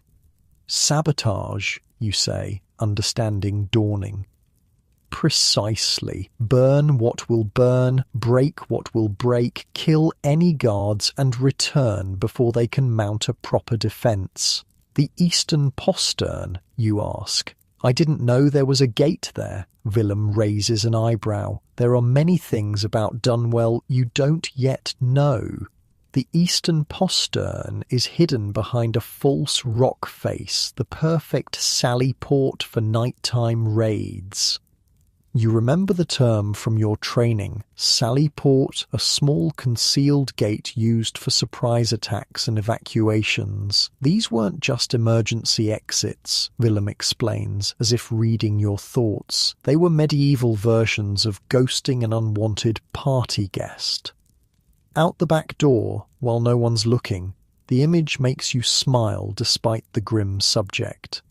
What if the raids don't work, you ask? If they complete the trebuchets? Then we employ our second defence, counter-battery fire. Willem leads you to the eastern edge of the roof, pointing to a tower where workers assemble what looks like an enormous crossbow on a rotating platform. Ballista, Willem explains, similar to the Springolds you saw yesterday, but larger. Can fire a bolt nearly 400 yards with enough force to shatter a trebuchet's frame. We have 3, normally stored until needed. You study the weapon with newfound respect, so we can hit them from beyond their effective range? In theory, Willem cautions, accuracy at such distances is challenging, but even forcing them to rebuild or relocate buys us time, and time, he sweeps his arm to indicate the sodden enemy camp, is very much our friend. As if to emphasize his point, a gust of wind drives the rain harder, momentarily obscuring the valley in a grey curtain. The rain alone costs Lord Blackwell dearly, Willem continues. His men are cold, wet, and miserable. Disease will spread. Food spoils faster. Morale plummets. While we stay warm and dry, you observe. For the most part, Willem agrees, though sieges bring their own discomforts, even for defenders, which leads us to our third and perhaps most important defensive strategy, psychological warfare. He leads you back under the canopy, shaking water from his cloak. Castle defense isn't just about repelling physical attacks. It's about breaking the enemy's will to continue, making them question whether the prize is worth the price. He unrolls another map. this one showing Lord Blackwell's lands to the south. Blackwell wants Dunwell because it controls the river trade and the northern pass, a valuable prize certainly, but every day his army sits in the rain is a day they're not working his fields, guarding his own borders, or generating tax revenue. Willem taps the map. A large medieval army costs roughly 500 gold pieces daily to maintain. After 3 weeks of going nowhere, many lords simply run out of money. So we just wait them out? The strategy seems almost too simple. With style, Willem grins. Tonight, weather permitting, Lord Geoffrey will host a feast on the southern battlements, visible to Blackwell's camp. Roasted meats, fresh bread, wine flowing freely. Your eyes widen, taunting them, showing them the futility of their efforts, Willem corrects. Medieval trash talk didn't need words, just a chicken leg waved tauntingly from a tower window. You laugh at the image. We'll also light more fires than necessary tonight, Willem continues. Make the castle seem warm and comfortable. Have musicians play loud enough to be heard in their camp. The contrast between their misery and our apparent ease will weigh on their spirits. This aspect of castle defence fascinates you, fighting not with weapons but with perceptions. What else? You ask eagerly. Deception plays a key role. Later today, we'll place helmets on poles along sections of the wall, makes it appear more heavily guarded than it is. We'll sound horns and drums at random intervals, creating the impression of reinforcements or activities that keep them guessing. Rain continues to drum overhead as Willem outlines more psychological tactics, creating the impression of limitless supplies by conspicuously moving covered carts around the castle, having archers shoot flaming arrows into the sky at night purely for show, but unsettling to watching enemies, even spreading rumours among prisoners who might be ransomed and returned. But our greatest psychological weapon, Willem concludes, is the castle itself, standing tall, seemingly impregnable, day after day despite their best efforts. The lesson continues as Willem shows you maps of previous sieges of Dunwell, where attackers position their forces, what strategies they attempted, how they eventually failed. You begin to see patterns emerging, understand the deep-layered thinking behind castle defence. Now, Willem says, rolling up the last map, let's see about those trebuchets. He leads you back down the endless spiral stairs to the armoury, where Master Aldwin, the weapons master, inspects iron-tipped bolts for the ballistas. Ah, Willem, this must be young Edgar. Aldwin looks up from his work, sizing you up with eyes that miss nothing. Here to learn about our nasty countermeasures, I assume. Willem nods. Show him the firebolts. Aldwin leads you to a rack where bolts with strange bulbous tips are stored carefully away from the others. Special design, he explains. Hollow iron head filled with a mixture of pitch, sulphur, quicklime, and other nasty ingredients. On impact, it shatters and spreads fire that water won't easily quench. For the trebuchets, you ask? Among other targets, Aldwin nods, though we need clear weather to use them effectively. The Weapon Master shows you other specialized projectiles, bolts designed to shred ropes and cables, heavier bolts for maximum structural damage, even bolts that split into multiple points to target groups of men. Medieval siege weapons were impressive, Aldwin says, but castle defenders weren't just sitting around waiting to be crushed. We developed countermeasures that turned attacking a castle into a deadly game of medieval chess. The rain continues throughout the day, slackening occasionally but never fully stopping. From the walls, you watch Lord Blackwell's men struggle to construct their trebuchets in the worsening conditions. The ground around their camp turns to mud, making movement of heavy materials difficult. One wooden frame, nearly complete, tilts dangerously as its foundation shifts in the sodden earth. Nothing ruins a good siege like discovering your heavy siege tower is slowly sinking into 6 inches of mud, Captain Rowan observes, joining you at the wall. Will they abandon the trebuchets, you ask? Rowan shakes his head. Not yet, but every hour of rain is an hour in our favour.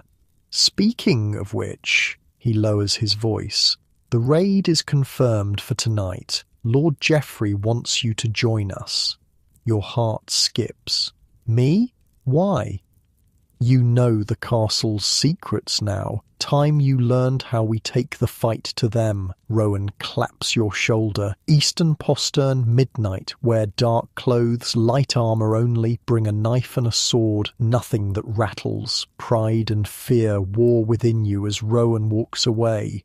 A night raid beyond the walls. Dangerous but exciting. A chance to strike directly at the enemy instead of waiting behind stone. The afternoon passes slowly. You help where needed, carrying supplies, relieving guards for short breaks, checking the integrity of sections of wall. The castle settles into the steady rhythm of siege life, the initial panic of the first attacks now replaced by a grim routine.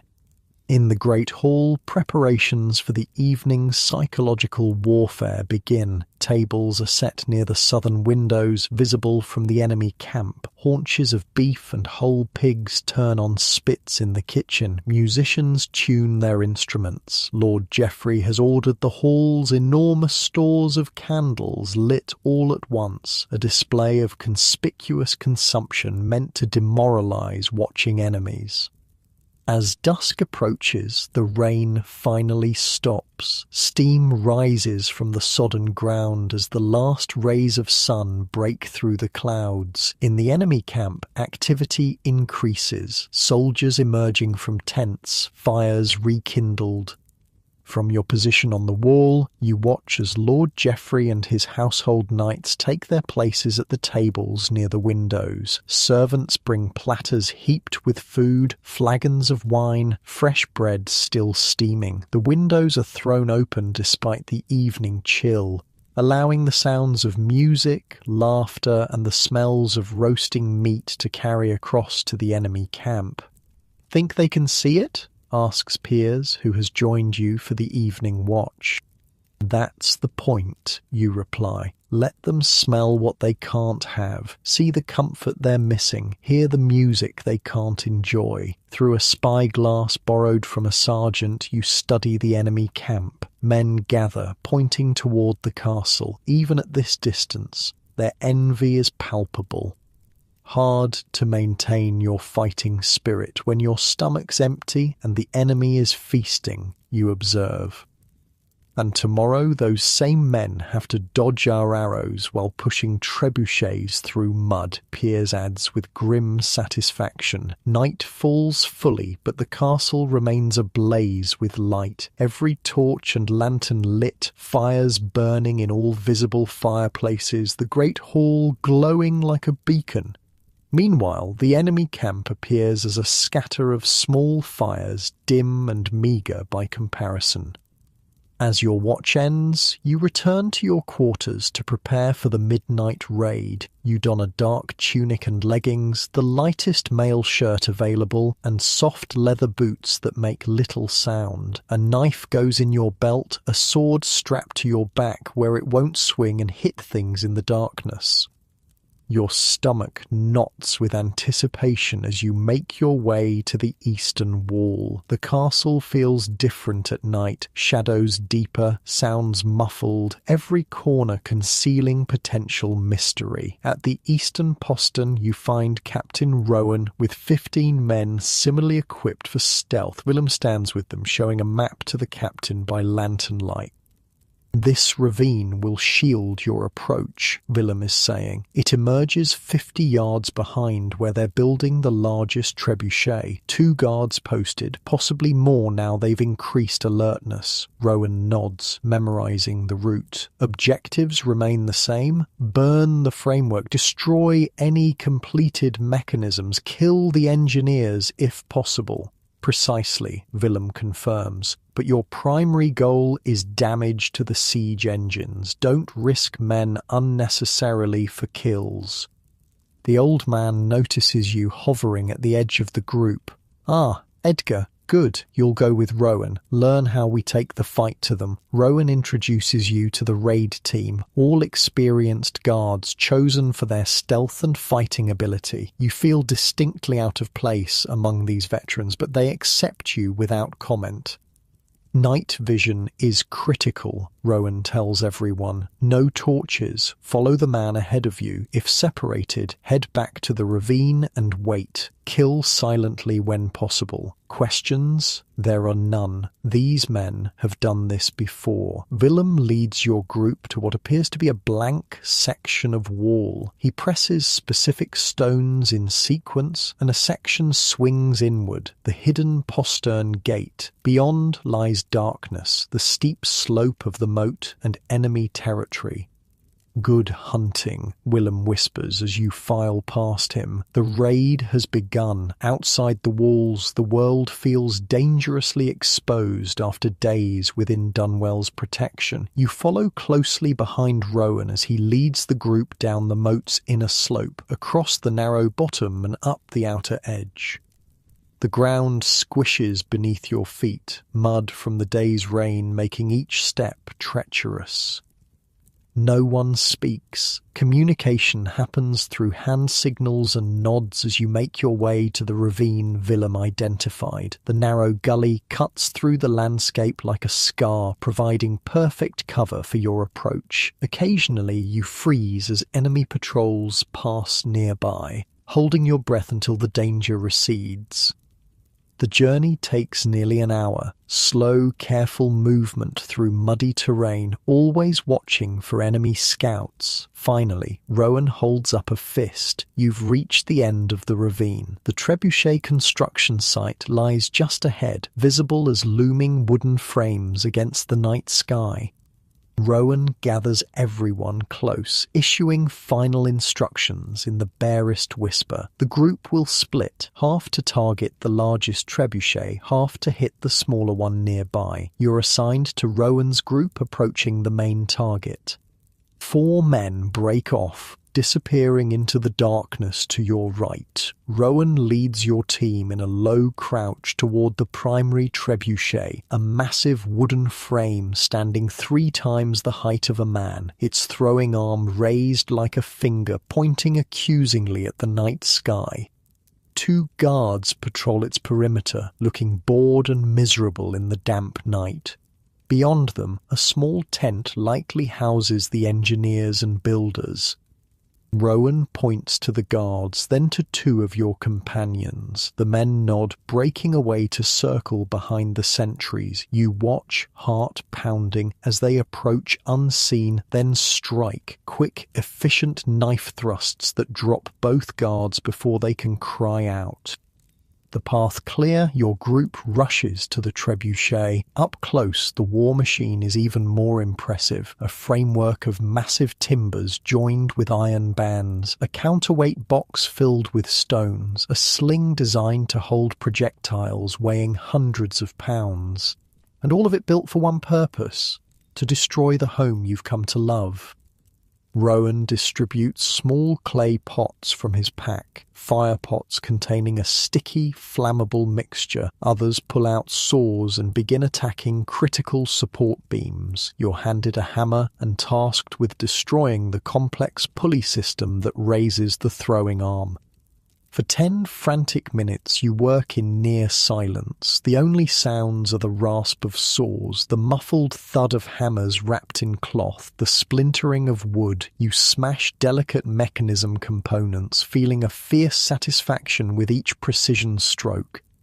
Across the way, flames suddenly leap from the second trebuchet. Your group takes this as the signal to light your own fires. The fire pots break against wood saturated with oil by a forward-thinking raider. Flames catch immediately, racing up the framework. "Engineers!" someone hisses. Men emerge from the nearby tent, shouting in alarm. Rowan signals the retreat before they can organize a response.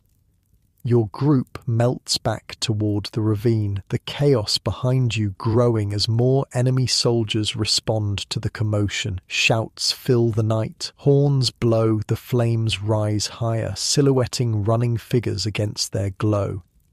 The retreat feels faster than the approach, adrenaline pushing you forward through the mud and darkness. Twice you nearly fall, saved only by the steadying hand of the man behind you. The sounds of pursuit fade as you reach the ravine, its twisting path impossible to follow without knowledge of its course. An hour later, muddy, exhausted, but triumphant, your group slips back through the postern gate into Dunwell's protective embrace. Lord Geoffrey himself waits with Willem to receive your report. Both targets burning, Rowan reports crisply. Secondary target completely destroyed, primary damage beyond repair, no casualties on our side. Lord Geoffrey's smile is fierce in the lantern light. Excellent. That should set them back at least 3 days. The mud from the rain will make rebuilding even more difficult, Willem adds. Well executed, Captain. As the group disperses, Lord Geoffrey gestures for you to stay. Your first taste of offensive action, Edgar. What did you learn? You consider carefully before answering. That castle defence doesn't stop at the walls. We take the fight to them on our terms, when and where we choose. Geoffrey nods approvingly. Precisely. Now get some rest. Dawn comes early and I want you on the walls to see Lord Blackwell's face when he discovers what we've done to his precious trebuchets. You make your way back to your quarters, exhaustion and exhilaration battling within you. Tonight, you were not just a defender hiding behind walls. You were the attacker bringing the fight to the enemy. And tomorrow you'll witness the fruits of your labour, another day of delay, another test of Lord Blackwell's resolve, another small victory for Castle Dunwell as you settle onto your pallet, muscles aching pleasantly from the night's exertion. You find yourself smiling in the darkness. The castle has revealed another of its secrets, not just how to keep enemies out, but how to strike back when they least expect it. Morning arrives with triumphant horns blasting from Dunwell's towers. You drag yourself from sleep, body aching from the night raid but spirit light. Through your narrow window you see guards lining the battlements, cheering and gesturing toward the enemy camp. You dress quickly and rush to join them. From the southern wall, the view is everything you'd hoped for. Lord Blackwell's trebuchet construction site lies in ruins, blackened timbers still smoking, the largest frame collapsed into a jumble of broken wood. Men scurry about like disturbed ants, trying to salvage what they can while their commander rages visibly from horseback. Beautiful sight, isn't it?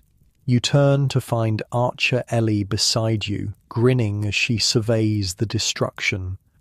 Worth the mud and terror, you agree, showing her your hands still stained with soot from the fire pots. You were part of the raid, her eyebrows rise. Moving up in the world, Edgar. Before you can respond, a shout goes up from further along the wall. Lord Geoffrey has emerged onto the battlements, resplendent in polished armour that catches the morning sun. The castle's defenders cheer as he raises his arms.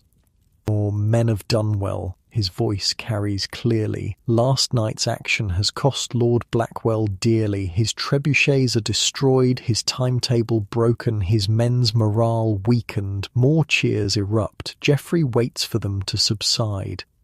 But our work is not done. Blackwell is proud and stubborn. He will try new approaches, test us in different ways. Stay vigilant. Remember your training." He points toward the enemy camp. They are out there in mud and discomfort. We are here, behind walls built by generations of wise defenders. Time is our ally. The speech ends to thunderous approval. As Lord Geoffrey departs, the mood along the wall remains buoyant. Guards exchange jokes and boasts, pointing out particularly amusing scenes of confusion in the enemy camp. You spend the morning on wall duty, watching as Lord Blackwell attempts to reorganise his forces. The failed trebuchet strategy clearly requires a new approach, but the enemy seems uncertain how to proceed. Men gather in small groups around their commanders, gesturing towards the castle and arguing visibly even at this distance. They're dividing into factions, observes Sergeant Mills, an older guard with a grey-streaked beard who oversees your section of wall. Some want to continue the siege, others want to withdraw. That's how it starts, doubt creeping in. You nod, recalling Willem's lessons on the psychological aspects of siege warfare. How long before they give up? Mills scratches his beard. Depends on Blackwell himself. He's the type to throw good money after bad, but every failed attack weakens his position with his own men. By midday, new activity stirs in the enemy camp. Wagons arrive from the south, carrying what appear to be large bundles covered with cloth. Men unload them carefully at the far edge of the camp, keeping their distance. "What are those?" you ask Mills, who studies them through a spyglass. His expression darkens. Trouble. Get Captain Rowan. When Rowan arrives, Mills hands him the spyglass wordlessly. The captain watches for several moments, face grim. "Biological warfare," he finally says. "The cloth-covered bundles. Dead animals. Probably diseased." Your stomach turns. "They're going to throw them at us." "Classic siege tactic," Rowan nods. "Catapult diseased animal carcasses over the walls. Hope to spread illness among defenders." "Can they reach us from there?" You eye the distance anxiously. "With a mangonel, yes, not as powerful as a trebuchet, but enough for light projectiles." Rowan lowers the spyglass. "I need to inform Lord Geoffrey. Mills, double the watch and alert the healers to prepare for possible disease outbreaks." As Rowan strides away, Mills turns to you. "We have countermeasures for this. Go find Willem. He'll want you for the next phase of your education." You find Willem in the castle's small library consulting ancient-looking scrolls with healer Agnes, an older woman responsible for Dunwell's medical needs. They look up as you enter. "Ah, Edgar," Willem nods. "I assume you've seen Blackwell's latest strategy?" "Dead animals," you confirm, "for catapulting over the walls." Agnes sniffs disapprovingly. "Barbaric, but not unexpected. We've been preparing since the siege began." Willem rolls up the scroll he was examining. "Time for your next lesson. How castles defend against disease during sieges." He leads you from the library to a part of the castle you've never visited, the healer's quarters. The space consists of several rooms surrounding a central garden where herbs grow in neat rows despite the late season. Castle medicine wasn't just about treating arrow wounds, Willem explains as Agnes prepares various powders and liquids. Disease killed more people during sieges than direct combat. Agnes looks up from her work. 3 main threats during a siege: bad water, spoiled food, and contagion. We defend against each differently. She holds up a ceramic jar. "Vinegar. Our first defence against the carcasses they'll throw. We'll douse any animal remains immediately, then remove and bury them in lime pits beyond the eastern wall." "Won't that expose men to disease?" you ask. "They'll wear vinegar-soaked cloths over their faces and gloves on their hands," Agnes explains. "Not perfect, but better than nothing." She shows you other preparations: herbal infusions to boost strength against illness, charcoal to treat poisoned water, salves for skin ailments that arise in crowded conditions. Fresh vegetables ran out within the first week, she continues, gesturing to bundles of dried herbs hanging from the ceiling. That raises the risk of scurvy and other deficiency diseases. We counter with preserved rose hips, pine needle tea, dried berries, anything with the essences that prevent the gums from bleeding. Willem adds, castle inhabitants relied heavily on beer and wine during sieges, not just for morale, but because fermentation made these drinks safer than potentially contaminated water. Beer has been keeping medieval defenders both hydrated and slightly more optimistic about being surrounded by enemies since 1066. Agnes smiles at this. True enough. I prescribe a daily ration for everyone, children included, safer than well water if the dead animals get too close. The lesson continues as they explain how the castle's design accounts for health concerns. The latrines, normally emptying through chutes in the outer walls, can be redirected to sealed pits if necessary. Rainwater collection systems provide clean water if the well becomes suspect. Specific chambers can be isolated if contagious disease breaks out.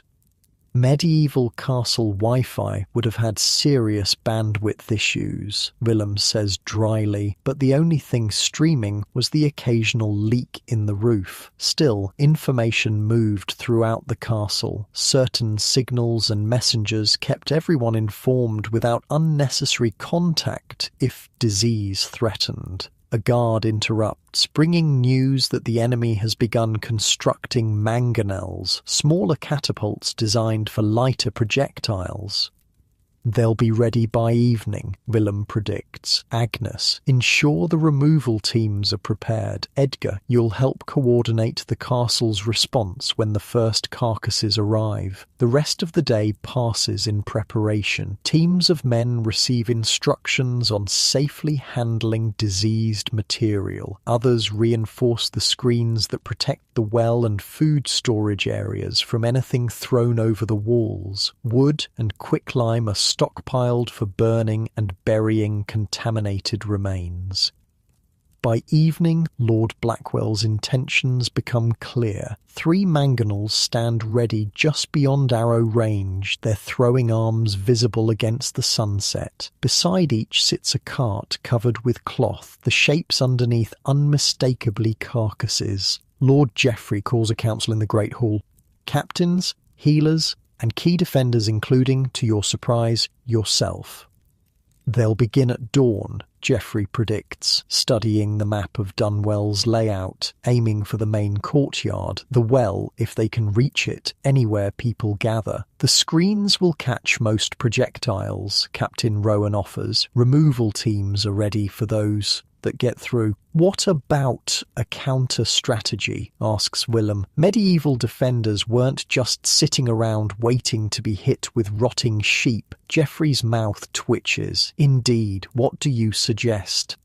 Return some of their gifts, Willem says, with interest. A plan forms quickly. While Dunwell's defenders will handle the biological attack directly, they'll also prepare a nighttime surprise. The castle's own mangonels, smaller than trebuchets but perfectly adequate for the task, will be assembled on the wall overnight. Their ammunition, the beehives kept in the castle orchard, along with wasp nests collected from the surrounding forest over the past week. They send us death, Geoffrey summarises. We send them pain and confusion. The buzzing alone will disrupt their camp, not to mention hundreds of stings. The meeting concludes with assignments. You're tasked with overseeing one of the removal teams, men who will handle any diseased carcasses that land within the castle. Protective measures are explained. Vinegar-soaked cloths, thick gloves, quick burial in lime pits. Remember, Agnes tells your team later, demonstrating the proper wrapping techniques. Disease isn't like an arrow. You can't see it coming. Your only defense is caution and cleanliness. As night falls, you help prepare the castle's response. 3 small mangonels are assembled in sections along the southern wall, hidden from enemy view until needed. Beehives are carefully moved from the orchard, sealed with cloth that can be removed just before firing. Wasp nests, even more dangerous, are handled with extreme care by men in thick protective clothing. One nest contains hundreds of angry wasps, explains Goodwife Thea, who oversees the castle's beekeeping. Imagine being in a tent when one of these breaks open inside, or trying to sleep with bees swarming your entire camp. You wince at the thought. Talk about returning unwanted gifts with interest, she adds with grim satisfaction. Shortly before midnight, you take a break from preparations, finding a quiet corner of the wall to rest. The enemy camp spreads below, dimly lit by scattered fires. In just a few hours, they'll launch their attack, unaware of the stinging response that awaits them. Nervous about tomorrow? You turn to find Piers joining you at the wall. The young guard has grown noticeably more confident since the siege began, his earlier anxiety replaced by determined focus. A bit, you admit. Arrows and battering rams are one thing. Disease is...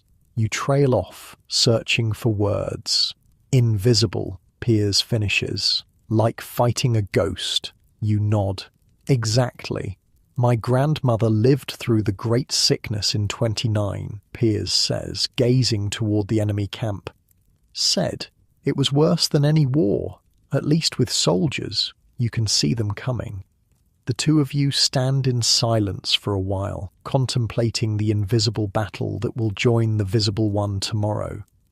Get some sleep if you can, you finally tell him. Morning will come too soon. Your own rest proves fitful, dreams filled with rotting animals and swarming insects. You wake before dawn, dressing quickly in the clothes prepared for the removal team, older garments that can be burned afterward if necessary. The first light of dawn brings the expected attack. Horns sound the alarm as the enemy mangonels launch their first volley. Dark shapes arc through the early morning sky, trailing foul smells even before they land. 3 carcasses clear the walls, a sheep and 2 pigs from the look of them. Already bloated and rotting, they land with wet thuds in different parts of the courtyard, thankfully missing the well and food storage areas protected by the screens erected yesterday. Your team moves into action immediately. Men with vinegar-soaked cloths over their faces approach the nearest carcass, the sheep, and douse it thoroughly with more vinegar from buckets. Using long hooks, they maneuver the reeking mass onto a stretcher, then carry it quickly to the eastern postern gate where a lime pit awaits. The process repeats with each new projectile that clears the walls. Most are caught by the protective screens, wooden frames covered with thick cloth that hang above vulnerable areas. These catch the carcasses, allowing defenders to lower them carefully for disposal rather than letting them smash uncontrolled into living areas. By mid-morning, the enemy has exhausted their first supply of grim ammunition. Nearly 30 diseased animals have been launched, all carefully neutralized and buried by your teams. The smell lingers, but Agnes's herbal burners, pots of fragrant herbs set alight in strategic locations, help combat the worst of it. Lord Geoffrey calls for the counterattack at noon, when the enemy camp is most active. The hidden mangonels are wheeled into position, loaded with their unusual ammunition, and aimed at key targets, the command tents, eating areas, and sleeping quarters. Fire when ready, Geoffrey commands. The first hive launches with a whoosh, tracing a perfect arc toward the enemy's central area. More follow quickly, hives and wasp nests raining down on Lord Blackwell's camp. Even from the distance of the wall, you can see the chaos erupting as the containers break open on impact, releasing their angry swarms. Men run in all directions, swatting frantically at invisible attackers. Horses break free of their pickets, panicking and trampling tents. The entire camp devolves into confusion as more stinging projectiles land among them. That should keep them occupied. Captain Rowan observes with satisfaction. Hard to plan your next attack when you're being stung in uncomfortable places. The enemy's biological attack resumes sporadically through the afternoon, but with noticeably less organisation. Your teams handle each new carcass efficiently, the process now routine despite its grim nature. As evening approaches, a new development catches everyone's attention. At the northern edge of the enemy camp, men dig furiously, creating what appears to be the entrance to a tunnel. Sapping, Willem says grimly when summoned to observe. They're going to try tunnelling under the walls. This siege tactic, attempting to undermine castle foundations or create a passage beneath the defences, presents a new threat. But again, Dunwell has countermeasures ready. Countermining is crucial when attackers tunnel under walls, Willem explains as he organises the response. We dig our own tunnels to intercept them. Expert miners from the village are called upon, men who normally work the nearby iron mine but now turn their skills to castle defence. Using their knowledge of soil conditions and underground detection techniques, they determine the likely path of the enemy tunnel and begin their own shaft to intersect it. They'll aim for the North Tower, predicts Miner Walsh, a grizzled man with hands like leather. Shortest distance, relatively solid ground. We'll cut them off halfway. You watch in fascination as the miners sink a vertical shaft in the inner courtyard, then begin a horizontal tunnel aimed directly at the anticipated enemy path. Their skill is evident in the precise shoring up of the passage, the careful testing for sounds of enemy digging, the quiet efficiency of their work. When we detect them getting close, Walsh explains during a break, his face streaked with dirt, we have several options. Flood their tunnel with water from barrels we've prepared, release smoke to drive them back, or, if we're feeling particularly unwelcoming, unleash the castle hounds. The mental image of attack dogs charging through a narrow tunnel makes you shudder. Not a fate you'd wish on anyone. Many castles kept specialised anti-siege equipment ready, Willem adds, overseeing the mining operation, including wooden frames called hoardings that could be quickly assembled to extend the range defenders could drop things from. He points to stacks of pre-cut wooden beams stored in a nearby shed. If they manage to reach the base of the wall with their tunnel, we can extend our murder holes outward to continue dropping rocks directly on their exit point. The day fades into evening, the castle settling into an uneasy rhythm. The enemy's biological attack has paused, either from exhaustion of materials or due to the disruption caused by your bee counterattack. The only active threat remains the tunnel, progressing slowly beneath the ground. In the Great Hall that night, you join other defenders for a simple meal. The mood is subdued but not defeated. Each attack repelled strengthens confidence in Dunwell's defences. Lord Geoffrey moves among the tables, speaking with different groups, boosting morale with his presence and quiet confidence. He pauses at your table. Edgar, your teams performed admirably today. Thank you, my lord, you reply, honoured by the recognition. The preparations made it straightforward. Geoffrey nods. That's the secret of castle defence, preparation for every contingency. He glances around the hall. How are the villagers holding up? You follow his gaze to where refugee families cluster in corners, children sleeping on makeshift pallets, adults conversing in low voices. Cramped but managing, you answer honestly. Daily life during a siege took place in uncomfortable conditions. The castle population swelled beyond its normal size as peasants from surrounding land sought protection behind its walls. Space became precious.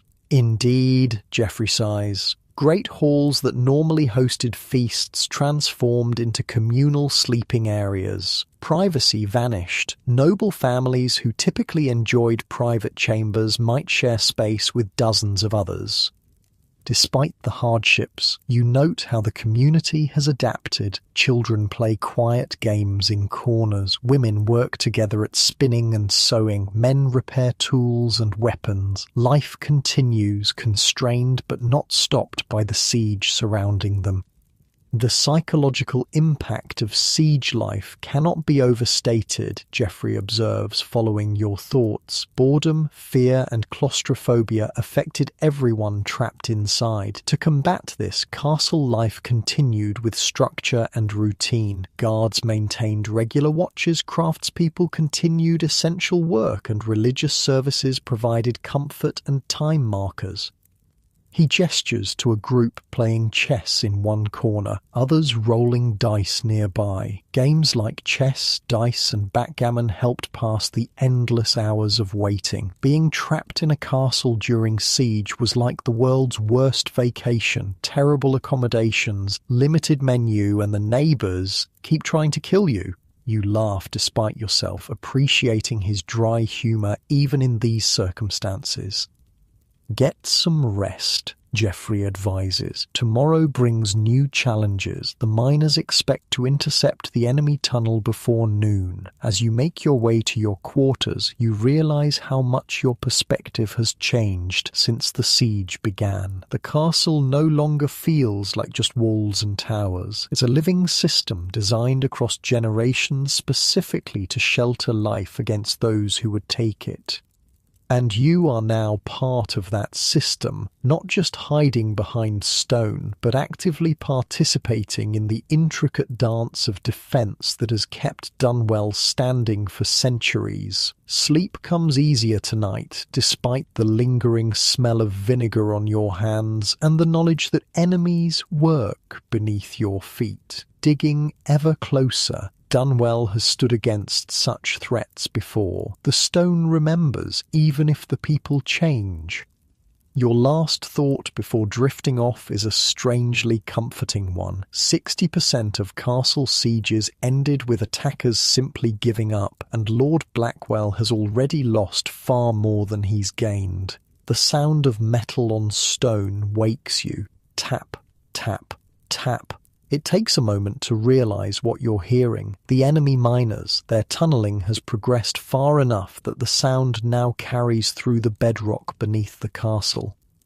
You dress quickly and head to the north courtyard, where Dunwell's own mining operation continues day and night. The vertical shaft descends 30 feet into the earth, with a horizontal tunnel now extending toward the enemy diggers. Men emerge from below, dirt-covered and sweating despite the cool morning air, as others descend to replace them. Miner Walsh stands beside the shaft, ear pressed to a strange device, a wooden drum with a metal rod extending from its centre. "What's that?" you ask, approaching cautiously. "Listening post," Walsh explains. "The drum amplifies vibrations coming through the ground, helps us track their progress." He offers you the device. Listen. You press your ear to the wooden surface. The tapping sounds much clearer, distinct impacts of metal on stone. Voices too, though too faint to make out words. "How close?" you ask, returning the listening device. 50 feet and closing, Walsh answers grimly. They're making good progress, sandy soil on their approach. Lord Geoffrey arrives, accompanied by Willem and Captain Rowan. "Report," he commands Walsh. "They'll reach the outer foundation by nightfall at their current pace," the miner explains. "Our intercept tunnel will cross their path in approximately 4 hours, assuming consistent progress. And if they detect our approach, they'll either abandon their tunnel or try to fight us below ground." Walsh's expression darkens. Tunnel fighting is unpleasant. Confined spaces, limited weapons, no room to maneuver. More men die from smoke and cave-ins than blades. Geoffrey nods thoughtfully. "Recommendations? Flood their tunnel. Walsh says without hesitation. We've prepared water barrels. Once we break through, we release the water into their passage, drowns anyone inside and makes the tunnel unusable. Efficient, Geoffrey agrees. Make the preparations. As the men disperse to their tasks, Willem gestures for you to follow him. You've seen the major defences of Dunwell: walls, gatehouse, towers. Now for something more subtle, the hidden network beneath.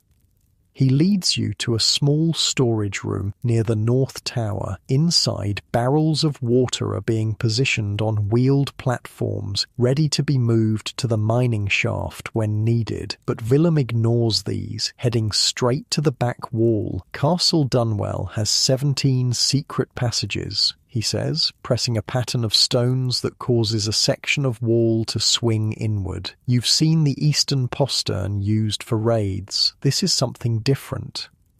The hidden door reveals a narrow tunnel sloping gently downward. Willem lights a lamp and leads you inside, closing the door behind you. The most important doors in medieval castles were often the ones nobody could see, he explains as you descend. Behind massive walls and towers lurked networks of hidden passageways, concealed doors, and secret tunnels that served as both emergency exits and strategic advantages. The passage is narrow but well constructed, with stone walls and a low ceiling that forces you to duck in places. After 100 paces, it opens into a small chamber with several tunnels branching outward. The northern hub, Willem announces proudly. From here, passages connect to every tower in the northern section of the castle, plus access points to the main mining operation. You stare in wonder at the hidden network. How old are these?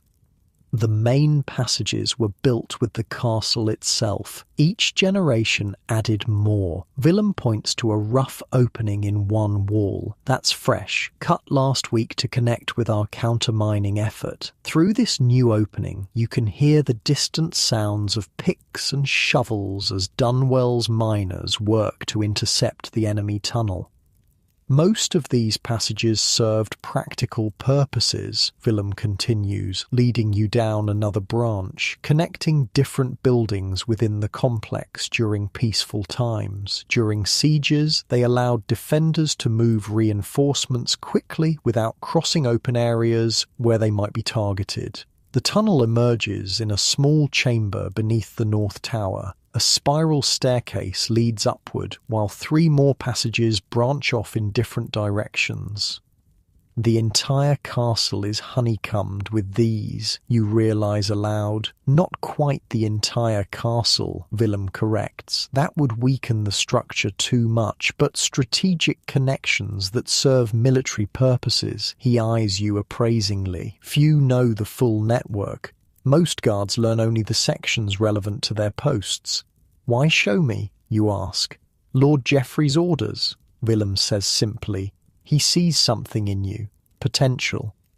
Before you can pursue this surprising revelation, a distant shout echoes through the passage you just exited. They've broken through. The voice is faint but urgent. Willem's expression sharpens. The counter-mining operation. Come. You follow him through yet another hidden passage. This one sloping more steeply downward. The air grows damp and cool as you descend. Finally, the tunnel opens into a larger chamber filled with frantic activity.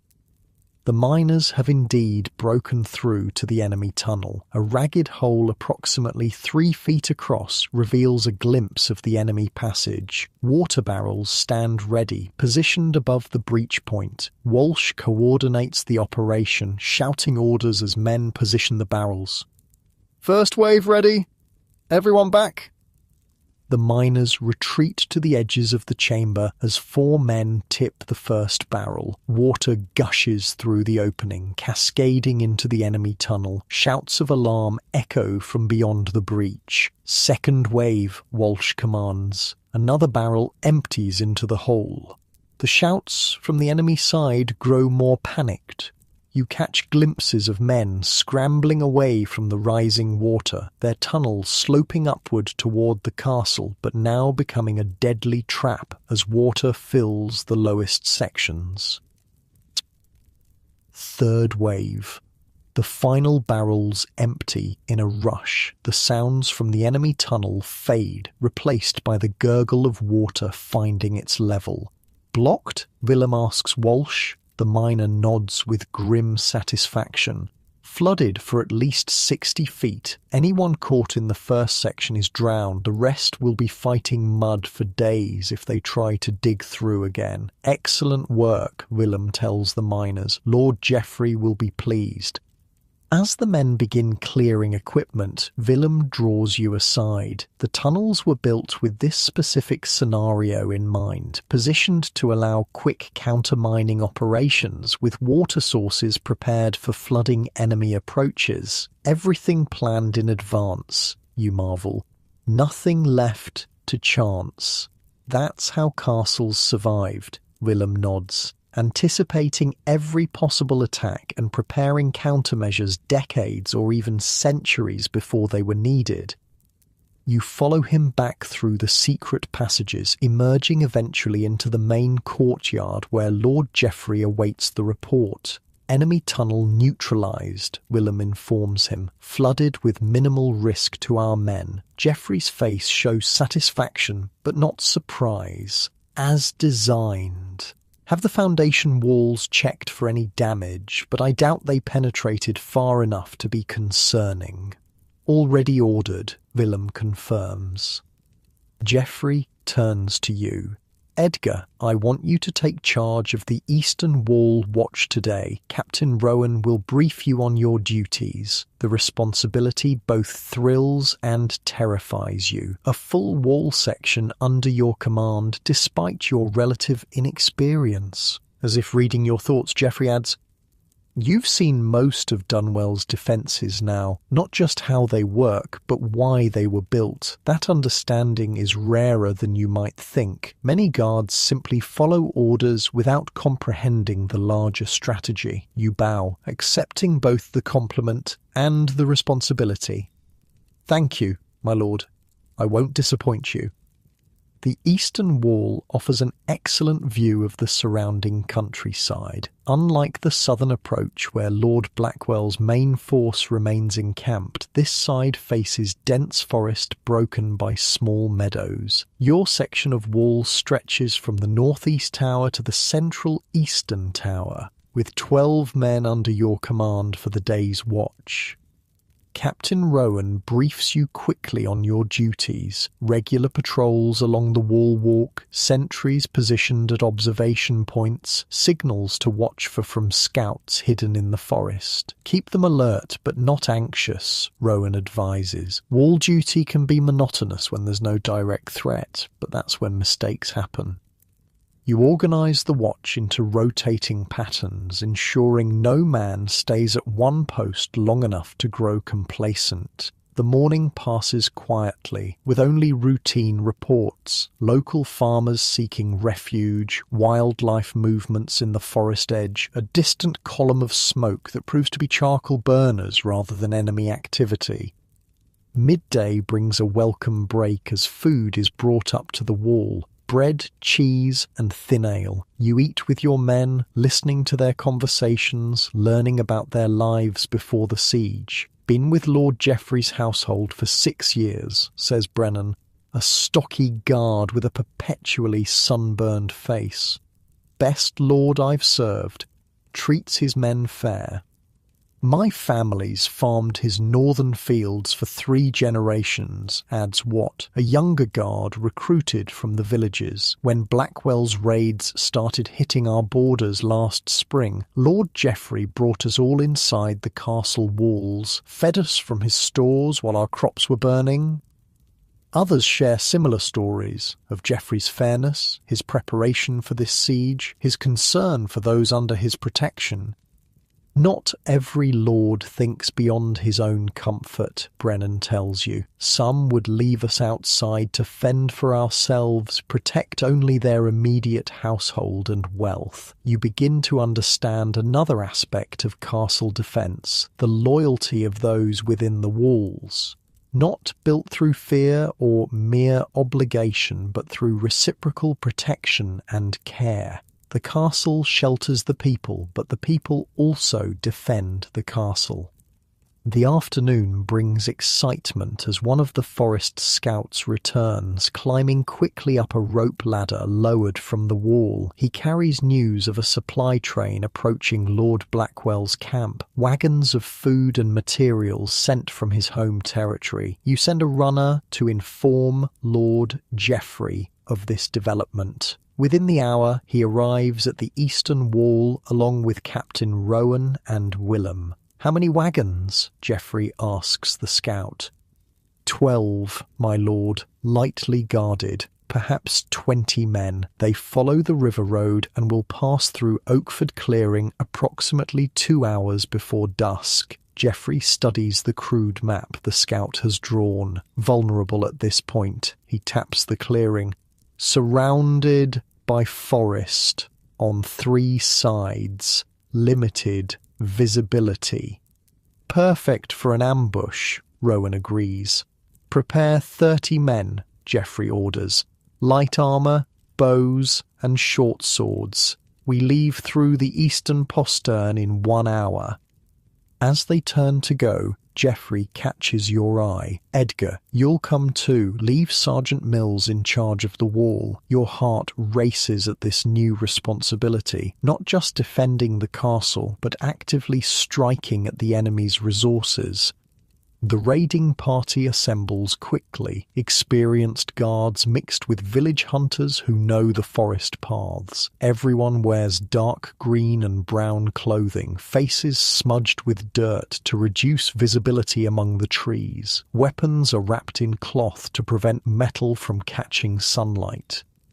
Lord Geoffrey himself leads the expedition, armoured only in a light leather jerkin rather than his usual plate. "Speed and silence matter more than protection today," he explains when he catches your questioning glance. The eastern postern, hidden behind a false rock face just as Willem described, opens silently on well-oiled hinges. Your group slips out in pairs, immediately taking cover in the tree line beyond the castle's cleared perimeter. The forest embraces you with dappled shadows and the rich scent of decaying leaves. You move silently, following the lead hunters who navigate without hesitation through seemingly identical stretches of woodland. After nearly an hour of steady progress, Geoffrey signals a halt. "Oakford Clearing lies just beyond that rise," he whispers, gathering the leaders. "We'll position archers on 3 sides, here, here, and here." He draws in the dirt with a stick. "Swordsmen will block the road at this narrow point once the wagons have fully entered the clearing." The plan is elegant in its simplicity. The supply train, thinking itself still far from danger, will enter the clearing where visibility is good, but escape routes are limited. Your forces, hidden among the trees, will cut off retreat, eliminate the escort, and capture the supplies. "Remember," Geoffrey emphasizes to everyone, "the wagons themselves are the primary target. Subdue the guards if possible rather than killing them. Each prisoner returned to Blackwell's camp spreads the story of our reach beyond the walls. You're assigned to a group of archers on the northern side of the clearing. Your position behind a fallen log draped with underbrush gives you a perfect view of the approaching road while keeping you hidden from sight." The wait stretches nearly an hour. Birds call overhead, insects buzz lazily in the afternoon warmth, then finally the distant creak of wagon wheels and the plodding hoofbeats of draft horses. "Weapons ready," whispers the archer captain beside you. "Wait for Lord Geoffrey's signal." The first wagon rolls into view, a heavy 4-wheeled cart laden with barrels and sacks packs drawn by two sturdy horses. A driver sits at the front, looking bored. Two guards walk alongside, spears resting casually on their shoulders. More wagons follow, forming a line that stretches the length of the clearing. You wait, barely breathing, as the entire convoy enters the open space. The last wagon clears the southern tree line. A hawk's cry pierces the air. Geoffrey's signal. Archers rise from hiding positions around the clearing, arrows nocked and drawn. The wagon guards freeze in confusion, suddenly finding themselves surrounded. In the name of Lord Geoffrey of Dunwell, Captain Rowan's voice rings out from the far side. Lay down your weapons? For a moment it seems the escort might resist. Then reality sets in. They're outnumbered, surrounded, with no defensive position. The guard captain throws down his sword in disgust, his men following suit. The entire operation takes less than 10 minutes. Guards are bound with rope, drivers instructed to remain with their wagons. Lord Geoffrey emerges from the trees, inspecting the captured supplies. Grain, salt meat, arrows, replacement bowstrings, he notes with satisfaction. Even wine for Lord Blackwell's table. How thoughtful of him to send us these gifts. The men laugh, already dividing the supplies for transport back to the castle. Smaller valuable items are distributed into packs for carrying. Larger supplies are left on the wagons, which will now be driven to Dunwell instead of Blackwell's camp. What about the guards? You ask, indicating the sullen prisoners. Geoffrey considers them briefly. Take their weapons and boots. Release them. Release them? Someone questions. They're no threat without weapons, and a long barefoot walk back to Blackwell's camp will give them time to consider their situation. Geoffrey addresses the captured guards directly. Tell your lord what happened here. Tell him Castle Dunwell's reach extends far beyond its walls.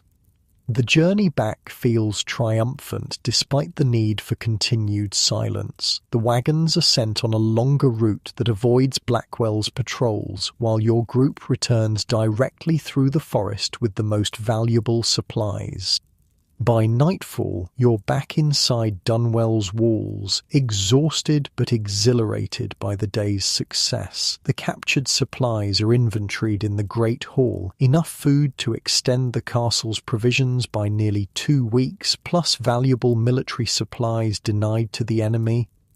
Lord Geoffrey addresses the raiding party, his satisfaction evident. Today's action strikes at Blackwell's greatest weakness, his extended supply lines. His army is too large to live off the land indefinitely, especially with winter approaching. Every wagon we capture brings us closer to victory. He raises a cup of captured wine in toast. To Dunwell's defenders, not just those who stand upon the walls, but those who strike beyond them.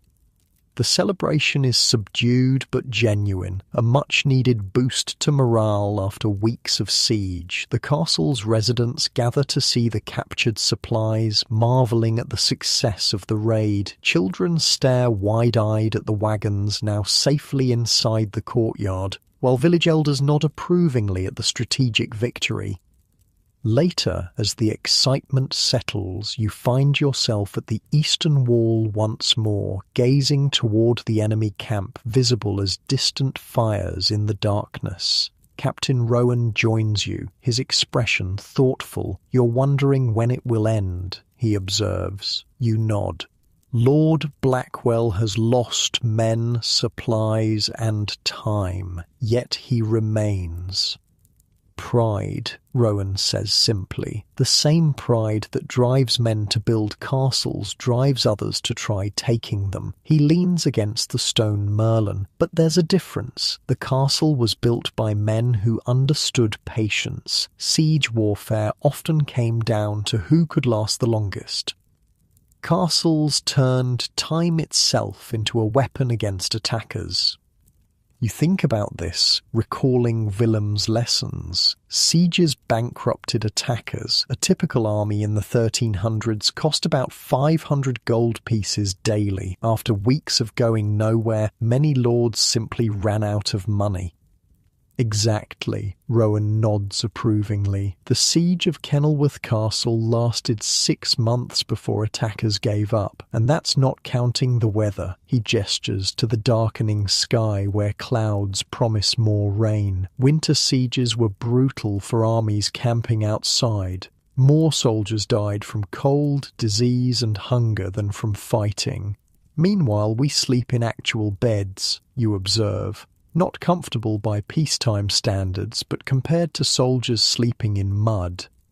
We might as well be at a 5-star resort, Rowan laughs softly. That's the advantage castle defence always had. Time and comfort favour those inside the walls. He claps your shoulder before leaving. Get some rest. Tomorrow will bring new challenges, but we're winning this siege one day at a time. You remain at the wall a while longer, watching the enemy fires burn low in the distance. Each one represents men growing colder, hungrier, and more discouraged with every passing day. Men questioning why they're sitting in mud while their families and farms need them. Men wondering if Dunwell is really worth the price they're paying. The most effective defence, you realise, is often patience, letting the enemy defeat himself through attrition, despair, and dwindling resources. About 60% of castle sieges ended with attackers simply giving up.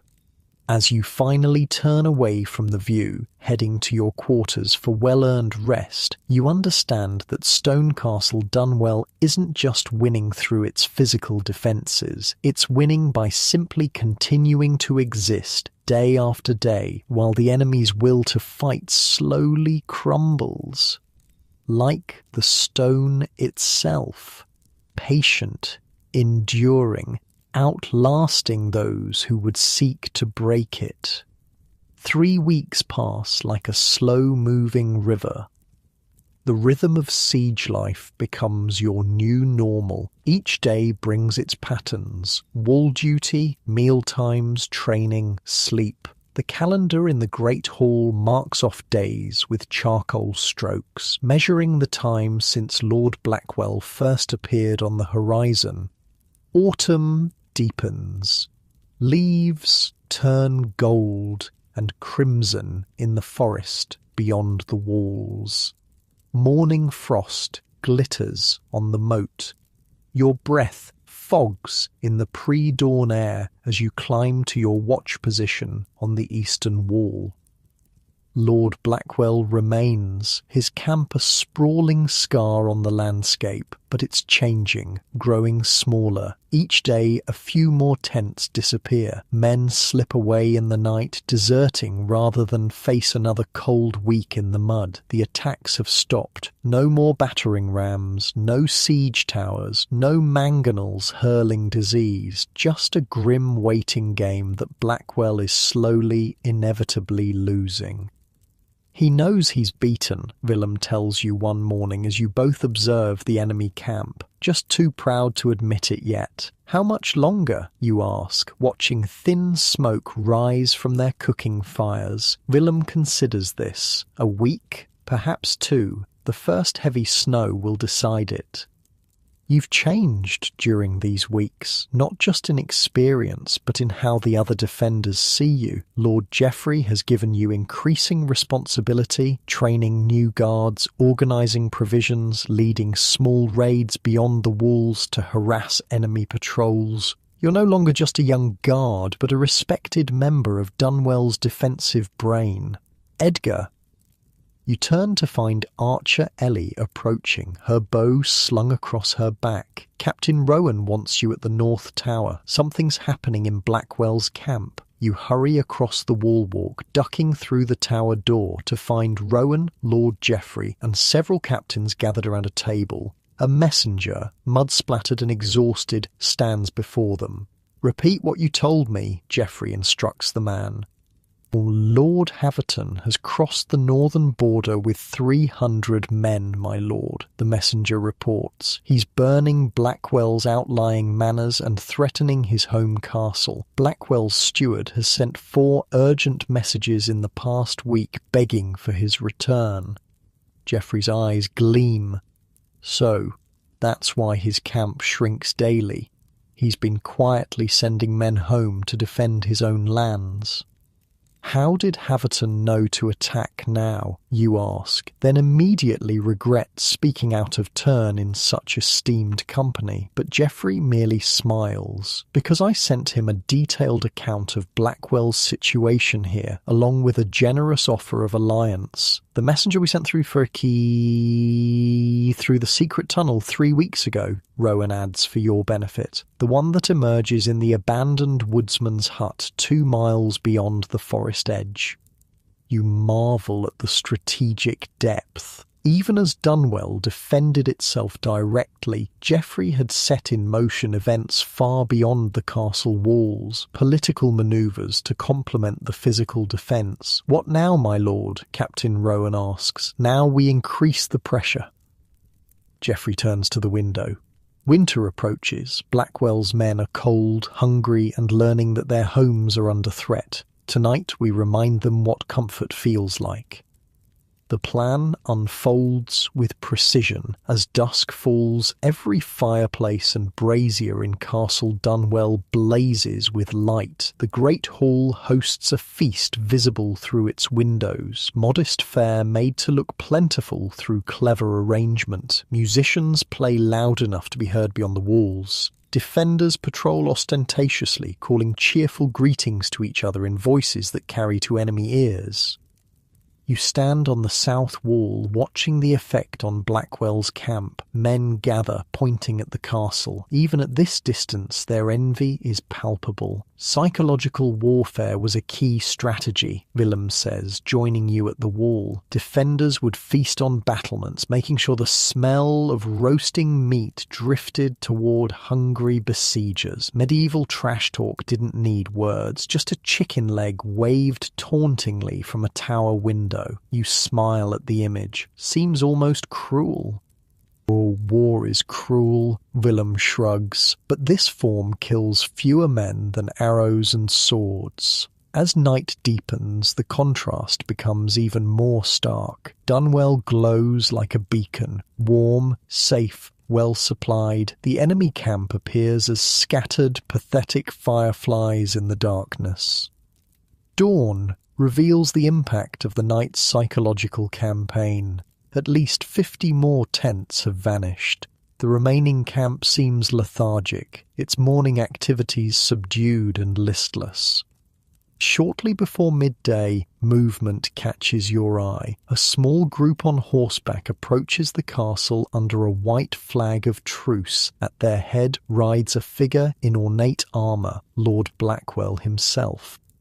Word spreads quickly. Lord Geoffrey orders the outer gates opened, but keeps the portcullises down. He descends to meet Blackwell in the killing corridor of the gatehouse, a symbolic choice that isn't lost on anyone. Blackwell must state his business in the very space designed to slaughter those who approach uninvited.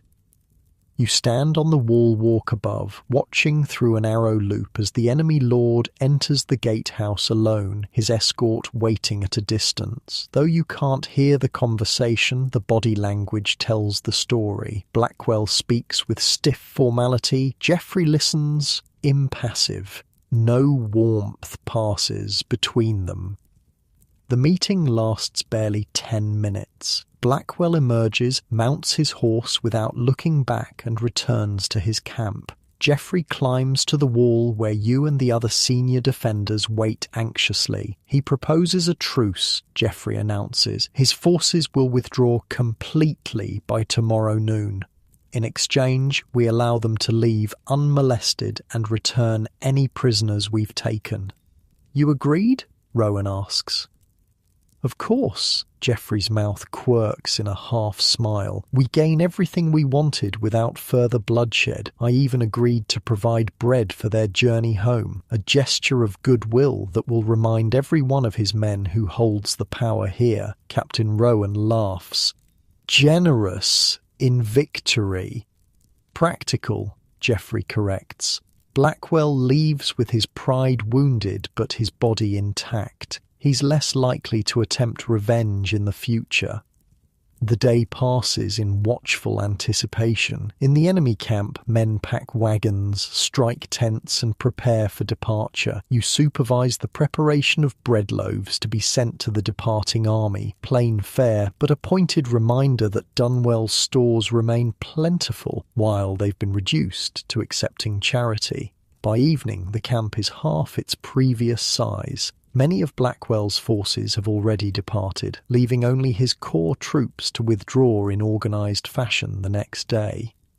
Will they honour the agreement, you ask Willem, as you both observe the activity from the wall. They have little choice, Willem replies. Winter is coming, their supplies are dwindling, and now their homeland is under threat. He gestures to the camp. Besides, we've broken their spirit. Look at them. No songs around the campfires tonight, no boasting or laughter, just men eager to sleep in real beds again. You think about the contrast, those soldiers huddled in the cold while you return to the relative comfort of the castle. Castle residents weren't staying at a 5-star resort, you observe, but compared to attackers sleeping in mud, they might as well have been. Willem nods approvingly at your understanding. Morning dawns clear and cold. Frost covers the ground like a dusting of sugar. Blackwell's remaining forces form up on the road heading south, a disciplined column ready to march, so different from the confident army that arrived 7 weeks ago. Lord Blackwell himself rides at their head, his banner hanging limp in the still air. He looks up at Castle Dunwell one last time, impenetrable, undefeated, exactly as it stood when he arrived. For a moment, something like grudging respect shows on his face. Then he turns away, signalling the withdrawal to begin. Cheers erupt along Dunwell's walls as the enemy army departs. People emerge from the castle gates to watch them go, maintaining a respectful distance but making no effort to hide their joy. Children dance and sing victory songs. Village elders nod with sage satisfaction. Lord Geoffrey stands on the gatehouse roof, watching until Blackwell's column disappears around a distant bend. Only then does he allow himself a smile. And that, he announces to the assembled defenders, is why castles were built. The celebration begins almost immediately. Tables appear in the courtyard, laden with food and drink. Musicians play joyful dancing tunes. The strict rationing of the past weeks is temporarily forgotten as Geoffrey orders the kitchens to prepare a proper feast. We earned this, he tells everyone. Dunwell has stood against siege for centuries, but never with defenders more worthy than you. The mood is infectious. Guards who maintained stoic vigilance for weeks now laugh and dance. Villagers who sought refuge embrace each other with tears of relief. Children who played quiet games in corners now race through the courtyard, shrieking with delight. You find yourself swept up in the celebration, accepting congratulations and slaps on the back from guards who once barely acknowledged you. Even Captain Rowan unbends enough to raise a cup in your direction. "Well done, lad," he calls over the noise. "You've earned your place among Dunwell's defenders." As evening approaches, the festivities continue, but you feel a need for quieter reflection. You climb to the eastern tower, finding solitude on its roof, as the setting sun paints the landscape in gold and crimson. Footsteps on the stairs announce someone's approach. Lord Geoffrey emerges onto the roof carrying 2 cups of wine. He offers one to you. "Not joining the celebration?" he asks, leaning against the battlement beside you. "Just taking it all in, my lord. You gesture toward the distant horizon where the last of Blackwell's forces have long since vanished. 7 weeks ago, I thought we might all die here. But we didn't, Geoffrey says simply, because Dunwell was built by men who understood how to survive. 300 years of defensive wisdom encoded in stone. You sip the wine, better quality than you've ever tasted, and consider the journey of the past weeks. I've learned more than I thought possible, you admit, about castles, about defense, about leadership. You've shown aptitude for all three, Geoffrey observes. Which is why I've made a decision. He turns to face you fully. My captain of guards is retiring next spring. I want you to train as his replacement.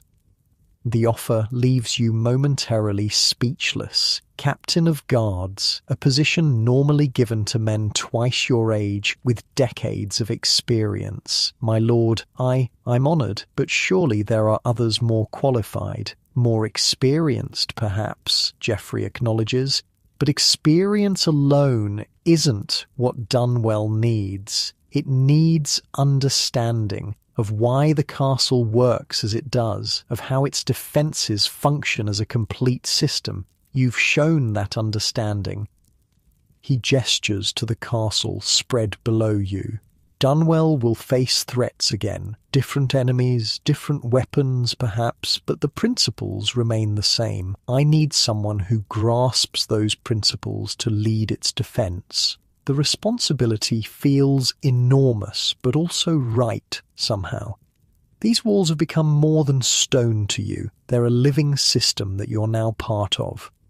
I would be honoured, my lord, you say finally. Geoffrey nods, satisfied.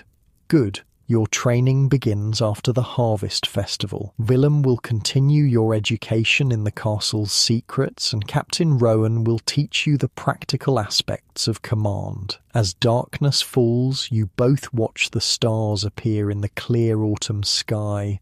The sounds of celebration drift up from the courtyard below. Music, laughter, life continuing.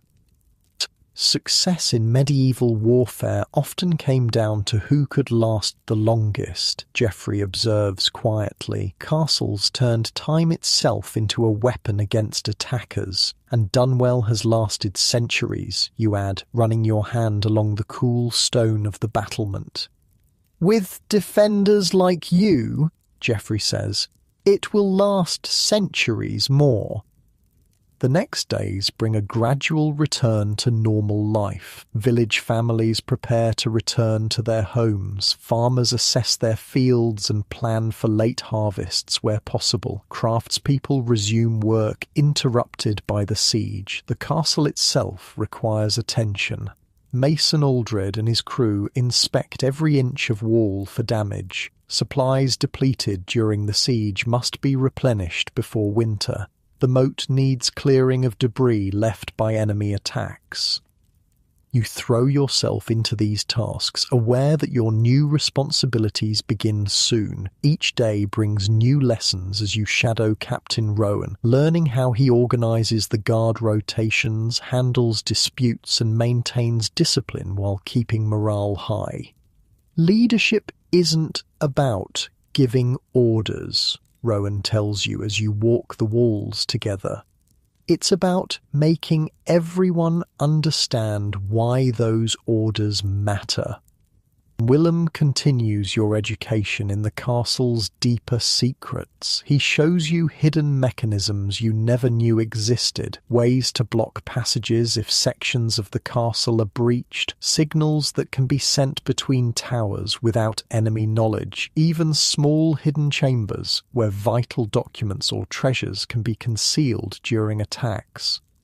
The original emergency exits didn't have those annoying alarms, he jokes as you explore a particularly clever hidden door, but they did occasionally have snakes. 2 weeks after Blackwell's departure, you make a discovery of your own. While reviewing old maps in the library, you notice a discrepancy between 2 different drawings of the Western Tower. One shows a chamber that doesn't appear on the other.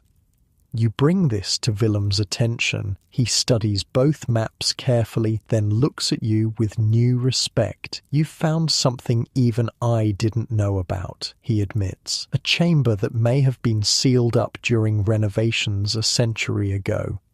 Together, you investigate the western tower, tapping walls and measuring dimensions until you locate a section that sounds hollow behind the stones. Willem's experienced fingers find the hidden mechanism, different from the others you've learned, older and more subtle. A section of wall swings inward, revealing a small chamber untouched for generations. Dust covers everything, but the contents remain intact. Chests of documents, weapons of ancient design, and something that makes Willem draw in a sharp breath. A detailed model of Castle Dunwell as it first appeared, showing features lost to time. "A treasure trove of defensive knowledge," Willem whispers, lifting a scroll with reverent hands. "Techniques and designs we thought lost." Lord Geoffrey is equally impressed when shown your discovery. "These documents will help us strengthen Dunwell even further," he declares. "Edgar, you've already proved your worth as future captain." Life settles into peaceful patterns as winter approaches. The first snow falls, dusting Dunwell's towers with white. From the walls, you watch wood smoke rise from village chimneys, families safe in their homes because the castle stood firm.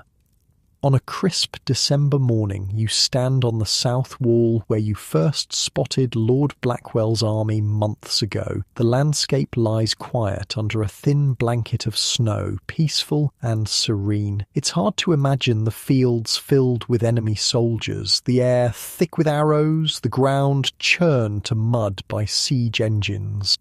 Yet the memory remains clear, not just of fear and danger, but of discovery, of learning that stone walls are more than barriers. They're carefully designed systems, the accumulated wisdom of generations encoded in architecture. Captain Rowan joins you at the wall.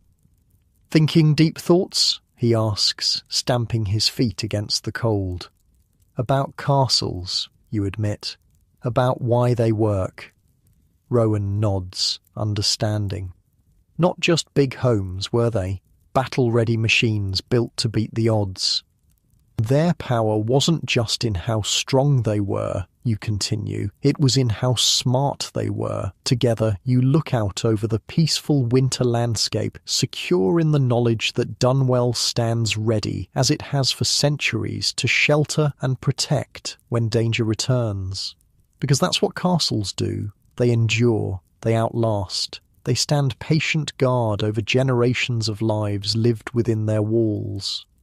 And now you're part of that legacy, not just a defender hiding behind stone, but a keeper of knowledge, ensuring that when the next Lord Blackwell appears on the horizon, Dunwell will stand ready. Stone upon stone, wisdom upon wisdom, the castle has taught you its secrets. And like the stone itself, those lessons will endure. As you lie in your warm bed tonight, so different from Edgar's modest pallet in Castle Dunwell, remember that the castles that dot our landscapes aren't just romantic ruins or tourist attractions. They were sophisticated defensive machines, carefully designed by generations of builders, who understood that survival often came down to location, preparation, and the wisdom encoded in stone.